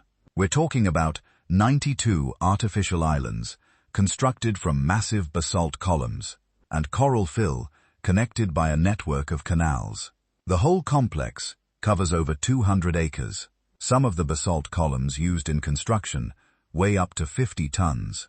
And all of this was built without metal tools, without wheels, without draft animals on a remote island in the middle of the Pacific Ocean. When was it built? We think construction began around 1200 CE and continued until about 1500 CE. Who built it? The Saudeleur dynasty, apparently a ruling family that controlled Pohnpei and surrounding islands. Why was it built? Nobody really knows. The traditional explanation is that it was a ceremonial and administrative center, but the sheer scale of construction suggests something more. Some of the artificial islands were clearly residential. Others seem to have been ritual sites. One island contains structures that look like they might have been tombs. The whole complex is oriented according to astronomical alignments that we don't fully understand. And here's what's really weird. When European explorers first encountered Nan Madol in the 1820s, it was already abandoned. The local Pohnpeians told the Europeans that the city had been deserted for generations, that nobody lived there anymore. The Saudeleur dynasty had fallen centuries earlier, overthrown by a legendary warrior named Isokelekel. But the details of what happened, why the city was abandoned, what life was like when it was thriving, all of that was already lost to living memory. Modern archaeology at Nan Madol has been limited. It's remote, difficult to access, and the site is deteriorating. Rising sea levels are threatening the structures, but even in its ruined state, Nan Madol raises profound questions.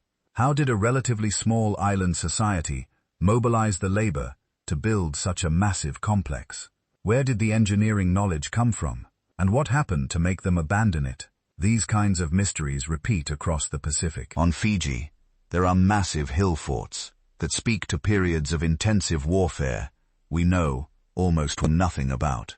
On Tonga, there are enormous stone structures called langi that were royal tombs, but we don't know much about the dynasties that built them.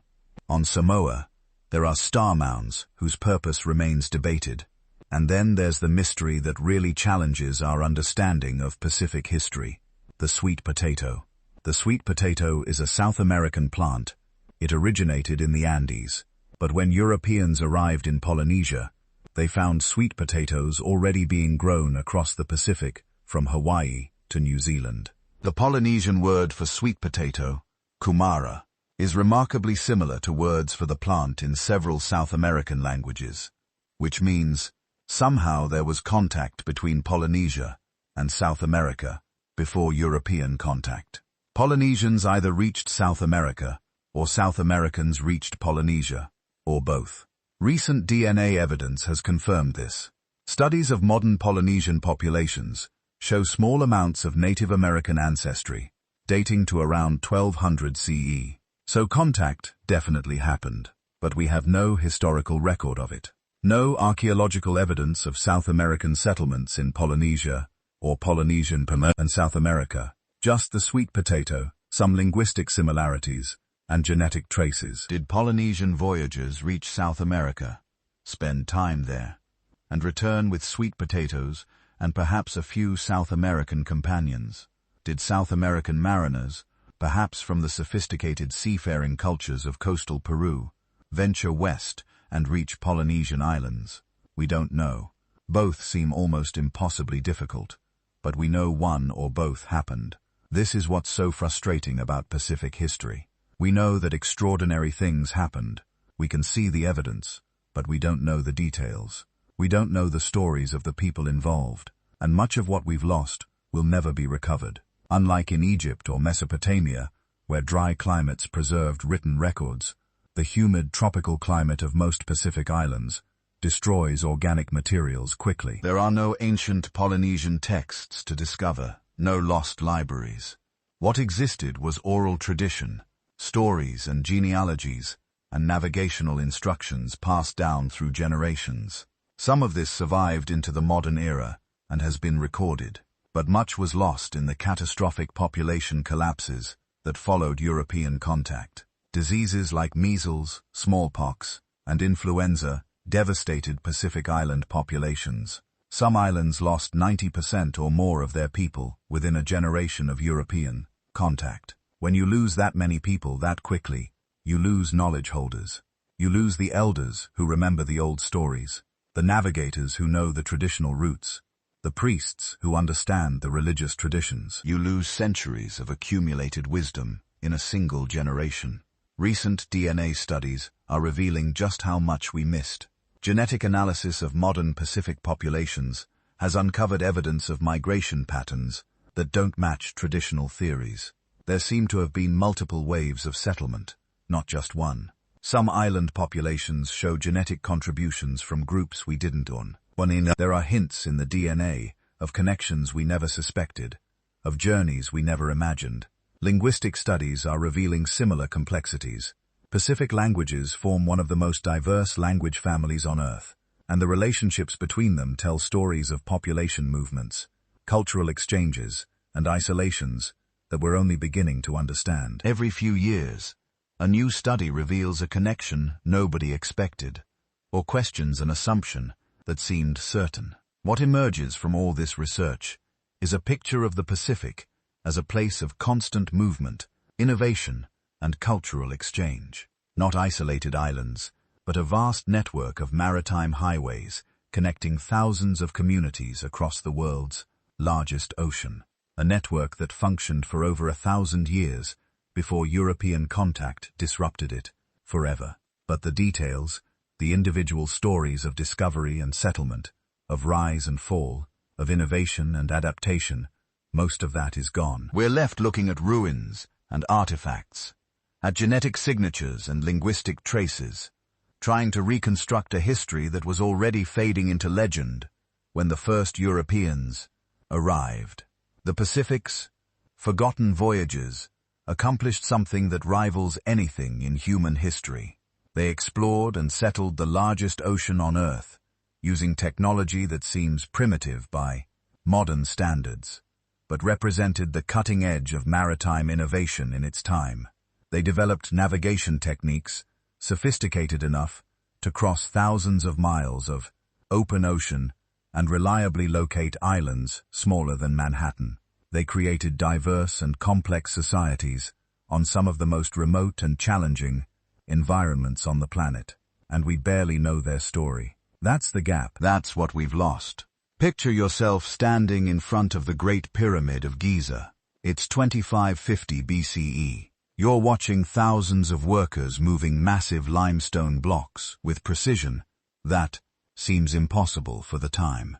Engineers are calculating angles with stunning accuracy. Scribes are recording everything in elegant hieroglyphics. The entire operation runs like a well-oiled machine, coordinated across multiple construction sites, fed by a sophisticated agricultural system, managed by a complex bureaucracy that extends up and down the Nile. Now, here's the thing that should make you pause. This pyramid, this incredible achievement of human engineering, it's not the beginning of Egyptian civilization. It's not even close. By the time the Great Pyramid was built, Egypt had already been a unified kingdom for over 400 years. The Egyptians who built it were looking back on their own ancient history, studying monuments their ancestors had constructed, reading texts that were already old. But if you try to trace Egyptian civilization backward before the pyramids, before the unified kingdom, you hit something strange. A gap, not a complete absence of evidence, but something almost more puzzling. A transition so rapid, it seems to violate everything we know about how civilizations develop. Around 3100 BCE, Egypt explodes onto the historical stage as a fully formed complex society. Hieroglyphic writing appears. Monumental architecture begins. A sophisticated religious system emerges. Centralized government coalesces under the first pharaohs. All of this happening in what seems like the blink of an eye, historically speaking. Before that, scattered agricultural villages, simple pottery, basic tools, the kind of Neolithic culture you'd find in dozens of places around the ancient world. Nothing that obviously leads to pyramids and hieroglyphics. It's like watching someone go from elementary arithmetic to calculus in a single semester. The progression doesn't make sense. Something's missing. Archaeologists call the period before dynastic Egypt the predynastic era, and they've divided it into neat phases, with names like Nakada I, II, and III. But these labels hide more than they reveal, because what we're really looking at is one of the most puzzling transformations in human history, compressed into just a few centuries. Let's start with what we know for certain. Around 5500 BCE, people started settling along the Nile in permanent villages. They grew wheat and barley, herded cattle and goats, made simple pottery, decorated with geometric patterns. These were successful communities, but there's nothing about them that screams future superpower. They're just Neolithic farmers, doing what Neolithic farmers did everywhere. By 3100 BCE, someone named Narmer, also called Menes, unifies Upper and Lower Egypt into a single kingdom. He's wearing the double crown, wielding the power of life and death over millions of people. His scribes are recording his deeds in fully developed hieroglyphic writing. His architects are building massive mud brick structures that require coordinating thousands of workers. His priests are performing elaborate religious ceremonies in temples dedicated to a complex pantheon of gods. That's 2,400 years of development, sure. But most of the really dramatic changes happen in the last 400 years, between about 3500 and 3100 BCE. And even then, the archaeological record makes it look like sudden jumps rather than smooth progression. Hieroglyphic writing is the perfect example. The earliest writing systems we know about, like Sumerian cuneiform, you can trace them developing over centuries. Simple pictographs becoming more abstract, accounting marks evolving into phonetic symbols. You can literally watch writing being invented step by step. Egyptian hieroglyphics don't work like that. The earliest examples we have are already sophisticated. They're using phonetic elements, ideograms, and determinatives in complex combinations. It's not primitive writing figuring itself out. It's a mature system that appears almost fully formed around 3200 BCE. Some researchers think this means the Egyptians must have been developing writing earlier, but we just haven't found the evidence yet. Others point out that maybe the Egyptians got the idea of writing from Mesopotamia, where it appeared slightly earlier, but then rapidly developed their own completely different system. Both explanations have problems. If writing was developing earlier, where are the clumsy first attempts? Why don't we find practice inscriptions, experimental symbols, the inevitable mistakes that come with inventing something new? And if they borrowed the concept from Mesopotamia, why is Egyptian writing so completely different in form and structure? Why no more obvious parallels in the early stages? The architecture raises similar questions. The first pyramid, the Step Pyramid at Saqqara, was built around 2650 BCE for the pharaoh Djoser. It's not a rough first attempt. It's a sophisticated structure, showing advanced understanding of engineering, mathematics, and stonework. The architect Imhotep didn't just stack stones. He created a complex with multiple levels, underground chambers, elaborate decorative elements. But here's what's strange. The Step Pyramid appears less than 500 years after the unification of Egypt.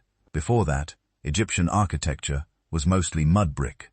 The jump from mud brick buildings to massive stone pyramids is enormous, not just in scale, but in the entire knowledge base required. You need to know how to quarry stone in massive blocks, how to transport those blocks, some weighing multiple tons, across considerable distances, how to cut and fit them with precision, how to design structures that won't collapse under their own weight, how to organize and feed the workforce, how to maintain quality control across years or decades of construction. That's a lot of knowledge to develop in a few centuries.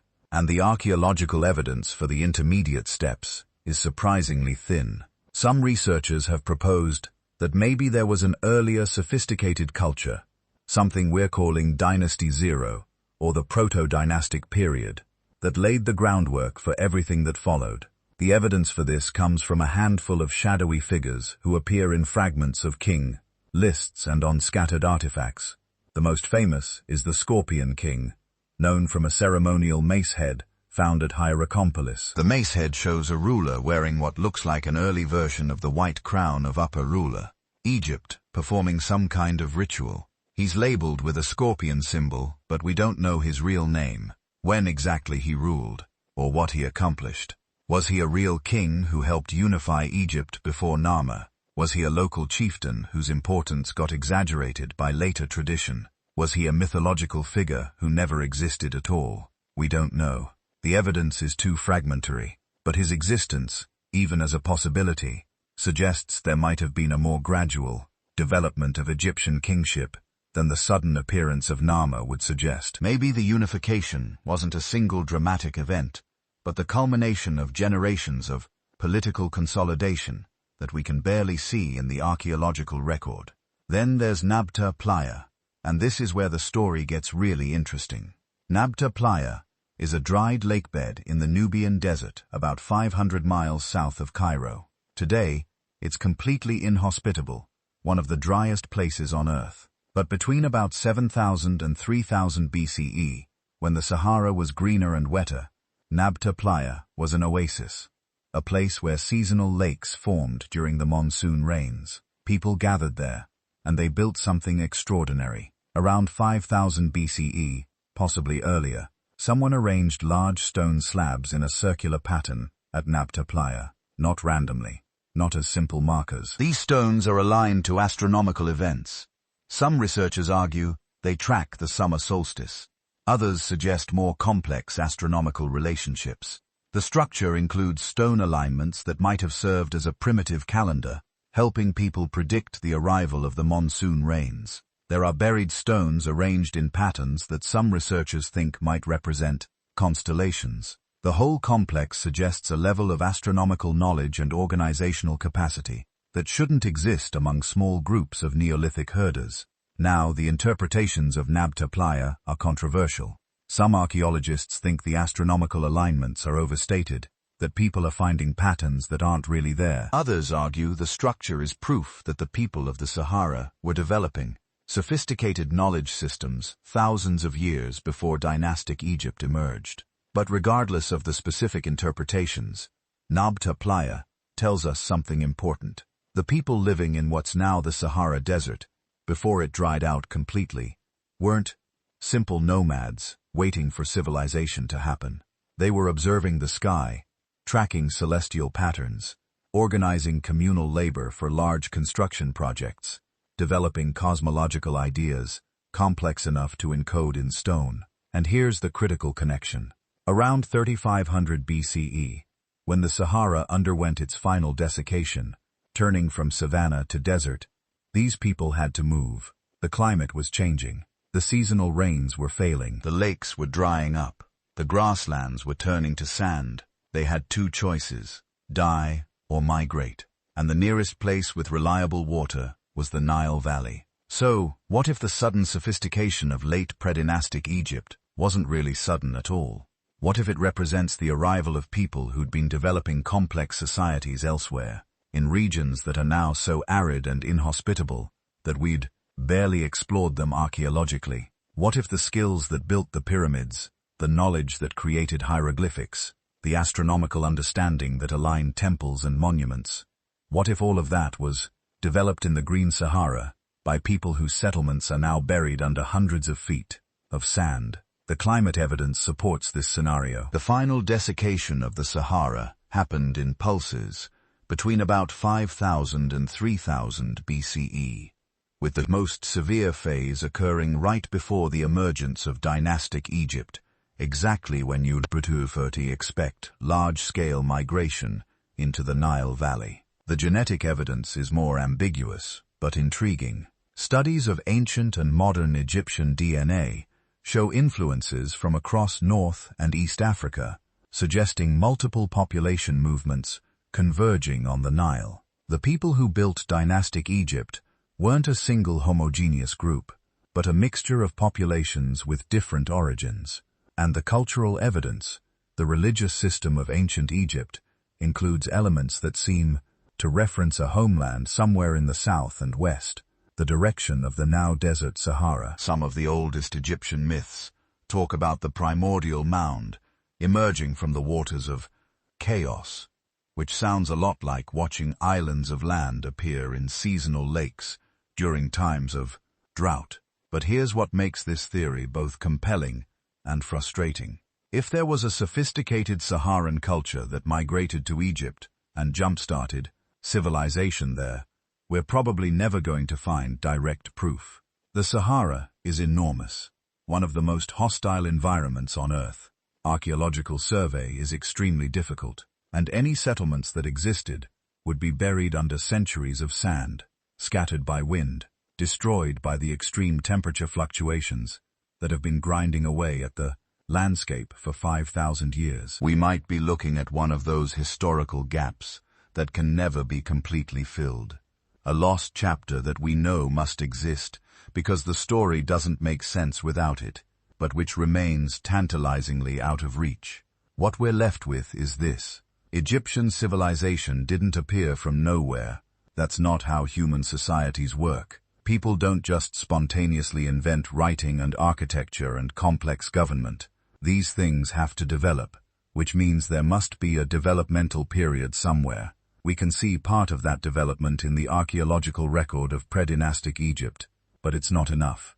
There are too many gaps, too many sudden jumps, too many skills that seem to appear without the expected learning curve. Something else happened. Maybe multiple somethings. Maybe migrations we can't trace. Maybe knowledge exchange with other early civilizations. Maybe lost traditions developed in places that are now impossible to excavate. Or maybe, just maybe, the people of the ancient Nile Valley were simply more innovative, more adaptive, more capable of rapid cultural evolution than we give them credit for. Maybe when the climate pushed them to develop quickly, or die, they chose to develop, and they did it so successfully that we can barely believe it was possible. Either way, when you stand in front of those pyramids, you're looking at the result of a process we don't fully understand, a transition from simple villages to complex civilization that happened faster and more completely than almost anywhere else in the ancient world. The predynastic gap remains one of archaeology's most fascinating mysteries, and somewhere, buried under the sands of the Sahara, or waiting to be discovered in some unexplored corner of Egypt, the missing pieces of the story are still waiting to be found. Picture this. You're a member of a thriving hunter-gatherer community 12,900 years ago. Your people have been flourishing for millennia. The Ice Age is finally ending.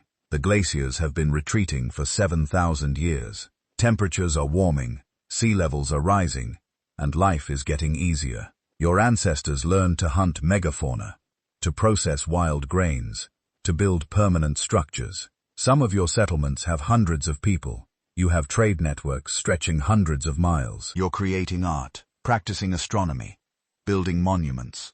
You're on the verge of something big. Maybe agriculture, maybe cities, maybe writing. And then, in the span of a single human lifetime, everything goes to hell. The change starts subtly. Colder winters, shorter summers. But within a generation, something unprecedented happens. The global climate doesn't just cool, it collapses. Temperatures plummet back to full glacial conditions. Not over thousands of years like they should, but over decades. The glaciers that have been retreating for 7,000 years suddenly surge forward again. Forests die. Grasslands become tundra. The megafauna you've been hunting for millennia start going extinct.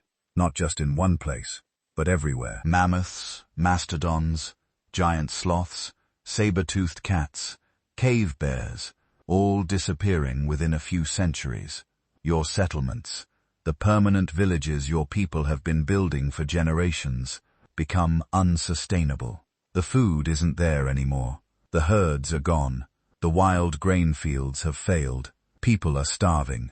Some groups try to migrate, looking for refuges that haven't been hit as hard. Others try to adapt, to survive on whatever resources remain. Many fail. The archaeological record from this period shows a dramatic population collapse. Not Toba catastrophe 70,000 years ago level, but still catastrophic.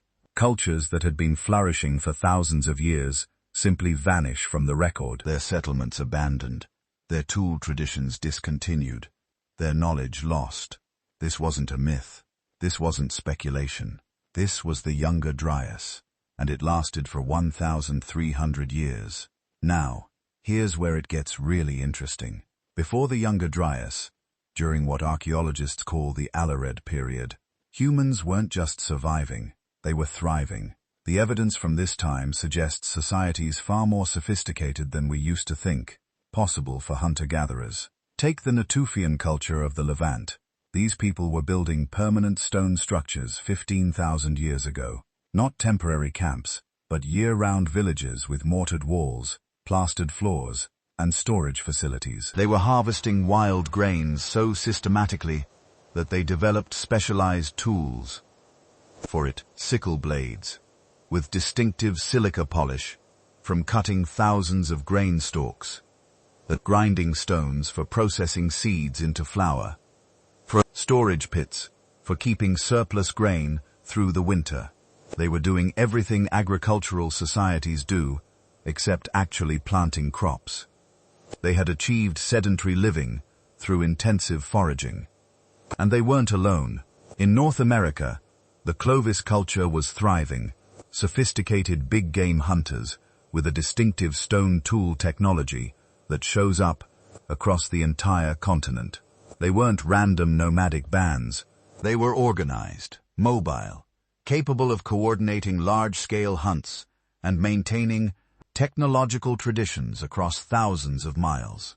In Europe, Magdalenian hunter-gatherers were creating cave art so sophisticated it wouldn't be matched for 10,000 years. The paintings at Lascaux, Altamira, Chauvet, these aren't crude stick figures. They're dynamic, naturalistic depictions of animals, showing knowledge of perspective, motion, anatomy. The people creating this art had leisure time, specialized artists, complex symbolic systems. They had culture in every meaningful sense of the word. Then the Younger Dryas hit, and most of it disappeared. But some structures survived, and these structures are forcing us to completely rethink what we thought we knew about civilization. Göbekli Tepe in southeastern Turkey. When it was discovered in the 1990s, it broke archaeology. The site is 11,600 years old. That puts it right at the end of the Younger Dryas, before the invention of agriculture, before pottery, before settled civilization as we understand it. But it's not a simple settlement. It's a monumental complex of massive T-shaped pillars, some weighing 20 tons, arranged in circular enclosures and covered with intricate carvings of animals, abstract symbols, and human figures. Building this required coordinating hundreds of workers, quarrying limestone, moving massive blocks without wheels or draft animals, carving detailed reliefs with stone tools. This isn't what hunter-gatherers were supposed to be capable of. According to the old model, you need agriculture first, then surplus food, then specialized labor, then monumental architecture. But Göbekli Tepe has it backwards. The monuments came first. The people who built it were still hunting gazelle and gathering wild plants. They hadn't invented agriculture yet.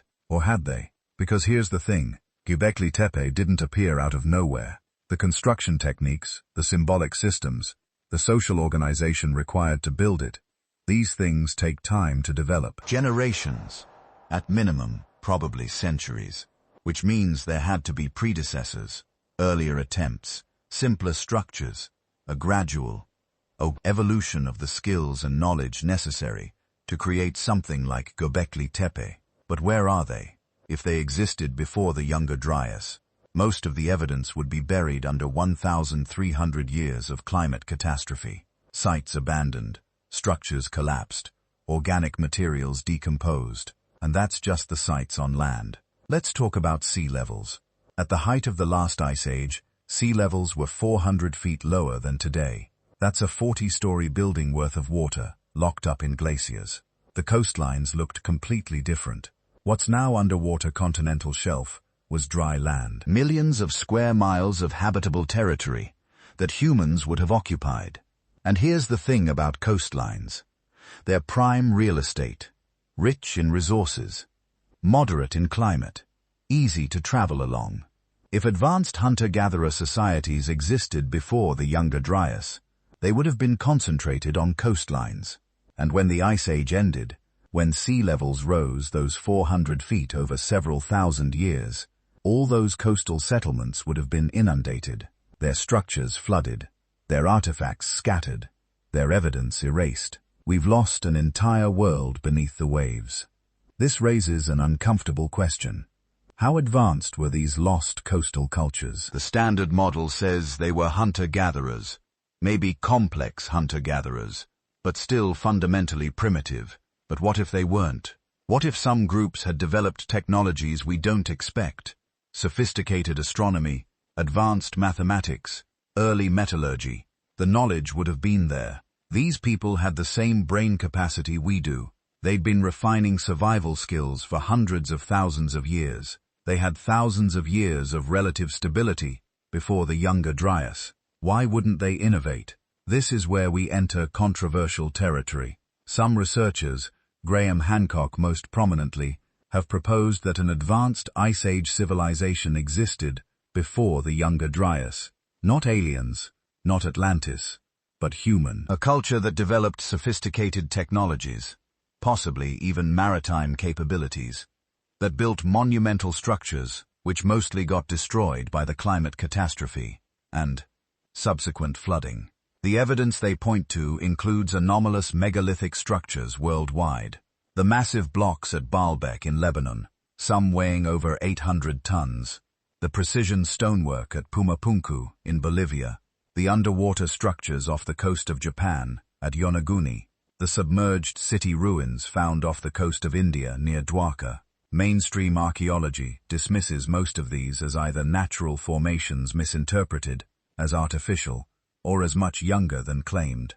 And they're probably right about most of them. But the dismissal feels a bit too easy sometimes, because we know for certain that sophisticated hunter-gatherer societies existed. Göbekli Tepe proved that. We know that vast territories were submerged by rising sea levels. We know that the Younger Dryas caused a catastrophic population collapse that would have destroyed most archaeological evidence. And we know that our ancestors were just as smart as we are. So how can we be sure there wasn't more? Then, there's the Younger Dryas impact hypothesis. This is the really controversial part. Some scientists have proposed that the sudden onset of the Younger Dryas was caused by normal climate fluctuations, but by a cosmic impact. A comet, or asteroid, breaking up in the atmosphere and exploding over the ice sheets, causing immediate catastrophic cooling. The evidence they cite includes a thin layer of sediment from exactly 12,800 years ago that contains exotic materials, nanodiamonds that only form under extreme temperatures and pressures, magnetic spherules suggesting massive fires, high concentrations of platinum group elements that are rare on Earth's surface but common in asteroids, shocked quartz crystals showing evidence of impact forces. Mainstream geologists are skeptical. They argue the evidence is ambiguous, that the materials could have other explanations, that no definitive impact crater from the right time period has been found. But the debate continues because if it happened, if a cosmic impact triggered the Younger Dryas, then any advanced societies existing at that time would have been facing a double catastrophe: immediate destruction from the impact effects, tsunamis, wildfires, atmospheric debris, followed by 1,300 years of climate collapse. That's enough to erase a civilization pretty thoroughly. The extinction data supports something catastrophic. The Younger Dryas saw the disappearance of most Ice Age megafauna worldwide. In North America alone, 35 genera of large mammals went extinct: mammoths, mastodons, horses, camels, giant ground sloths, saber-toothed cats, short-faced bears, all gone. Some of these species had survived multiple previous climate fluctuations over millions of years. But they couldn't survive this one, and neither could the Clovis culture. The distinctive Clovis tool technology disappears from the archaeological record right out of the beginning of the Younger Dryas. The people didn't go extinct, but their culture did. Whatever social structure and knowledge system had allowed them to spread across an entire continent, it collapsed. This pattern repeats worldwide. Sophisticated cultures existing before 12,800 years ago, then a gap in the archaeological record, then simpler cultures reappearing after the Younger Dryas ended 11,600 years ago. It's like a reset button got pushed on human cultural evolution. Not complete extinction, but severe enough disruption that much of the accumulated knowledge and social complexity got lost. When civilizations started building back up after the Younger Dryas, people had to relearn things their ancestors might have already figured out, and some knowledge might have been lost entirely. This represents humanity's largest historical blind spot. We have decent archaeological evidence going back about 10,000 years to the beginning of WIRES. Settled agriculture and the first cities. Before that, the record gets increasingly fragmentary, and the Younger Dryas is right at the breakpoint. Everything before it is harder to find, harder to interpret, more likely to have been destroyed. We're trying to understand human history with a 1,300-year catastrophe sitting right in the middle of the most interesting period. It's like trying to read a book where someone ripped out 100 pages right at the climax. What did we lose? Maybe nothing more than hunter-gatherer camps and simple tool traditions.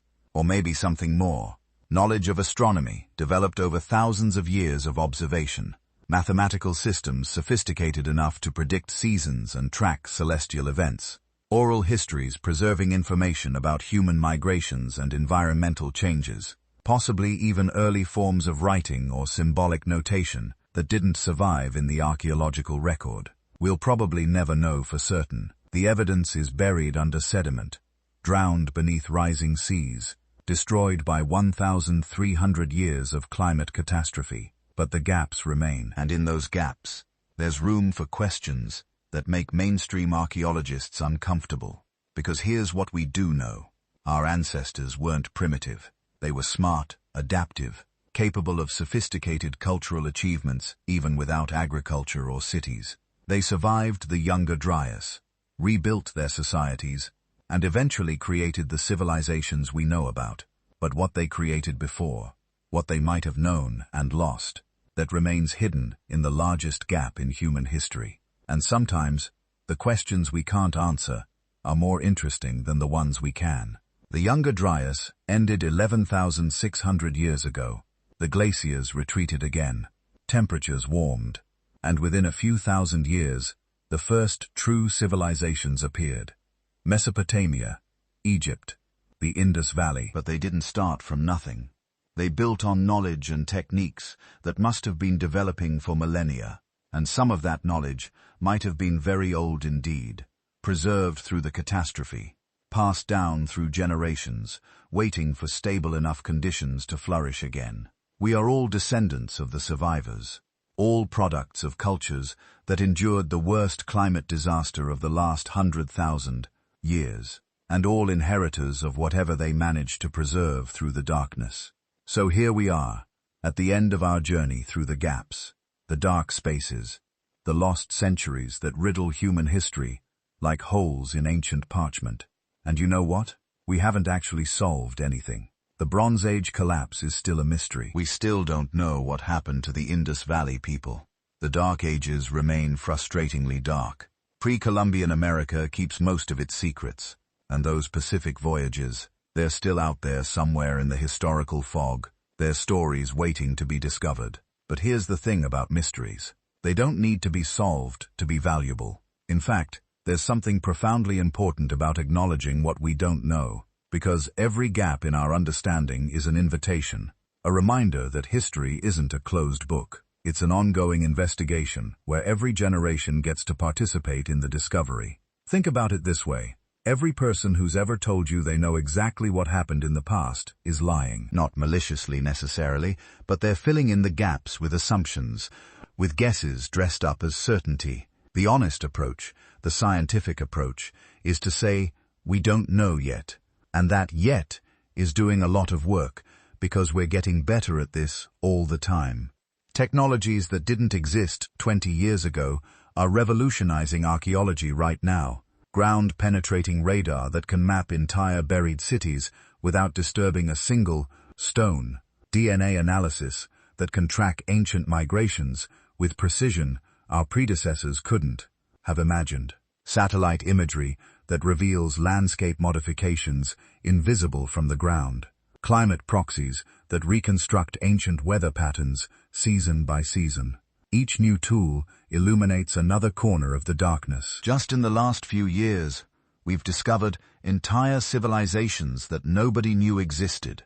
LiDAR surveys in the Amazon revealed massive settlements where scholars had assumed only scattered tribes lived. Deep-sea exploration found shipwrecks that rewrote our understanding of ancient trade. Networks. Ice core analysis pushed back the dates for human activity in the Americas by thousands of years. Every single one of these discoveries required rewriting the textbooks, admitting that what we thought we knew was incomplete. And that's going to keep happening. Someone listening to this right now, maybe you, might be the one who makes the next big discovery. Not necessarily by finding some lost artifact in a dramatic excavation. Maybe by asking a question nobody else thought to ask. Maybe by applying a new technology to an old problem. Maybe by looking at familiar evidence from an unfamiliar angle and seeing patterns everyone else missed.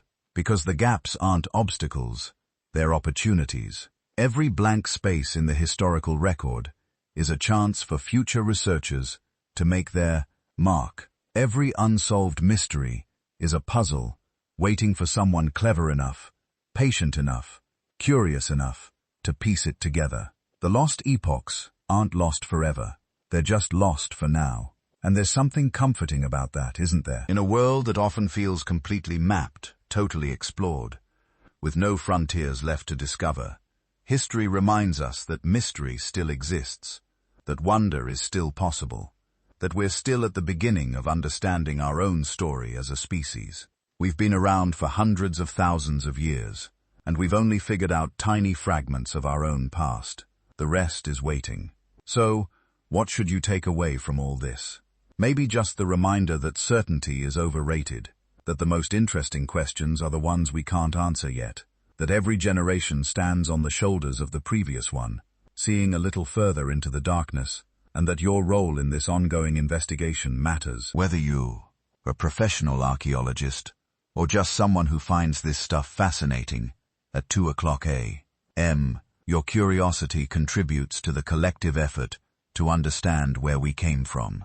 If you've made it this far, if these mysteries have captured your imagination even a little bit, do me a favor. Leave a comment and let me know where you're listening from. Are you in the Americas, on land where lost civilizations once thrived? In Europe, where the Dark Ages cast their shadow?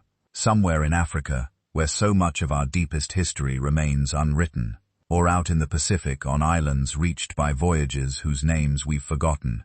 Your location is part of the story too. Part of this ongoing human saga we're all trying to understand. Hit that like button if you enjoyed pondering these mysteries with me. Subscribe if you want to explore more of history's dark corners together, because there are always more gaps to investigate, more lost epochs to illuminate, more shadows between the known chapters of our story. And if you're drifting off to sleep right now, let these mysteries follow you into your dreams. Imagine those Bronze Age cities in their final moments. Picture the Pacific navigators reading the stars. Wonder about the people of the Indus Valley, going about their daily lives in a civilization we're only beginning to understand. The past is still out there waiting, and so is the future of discovery. Sleep well,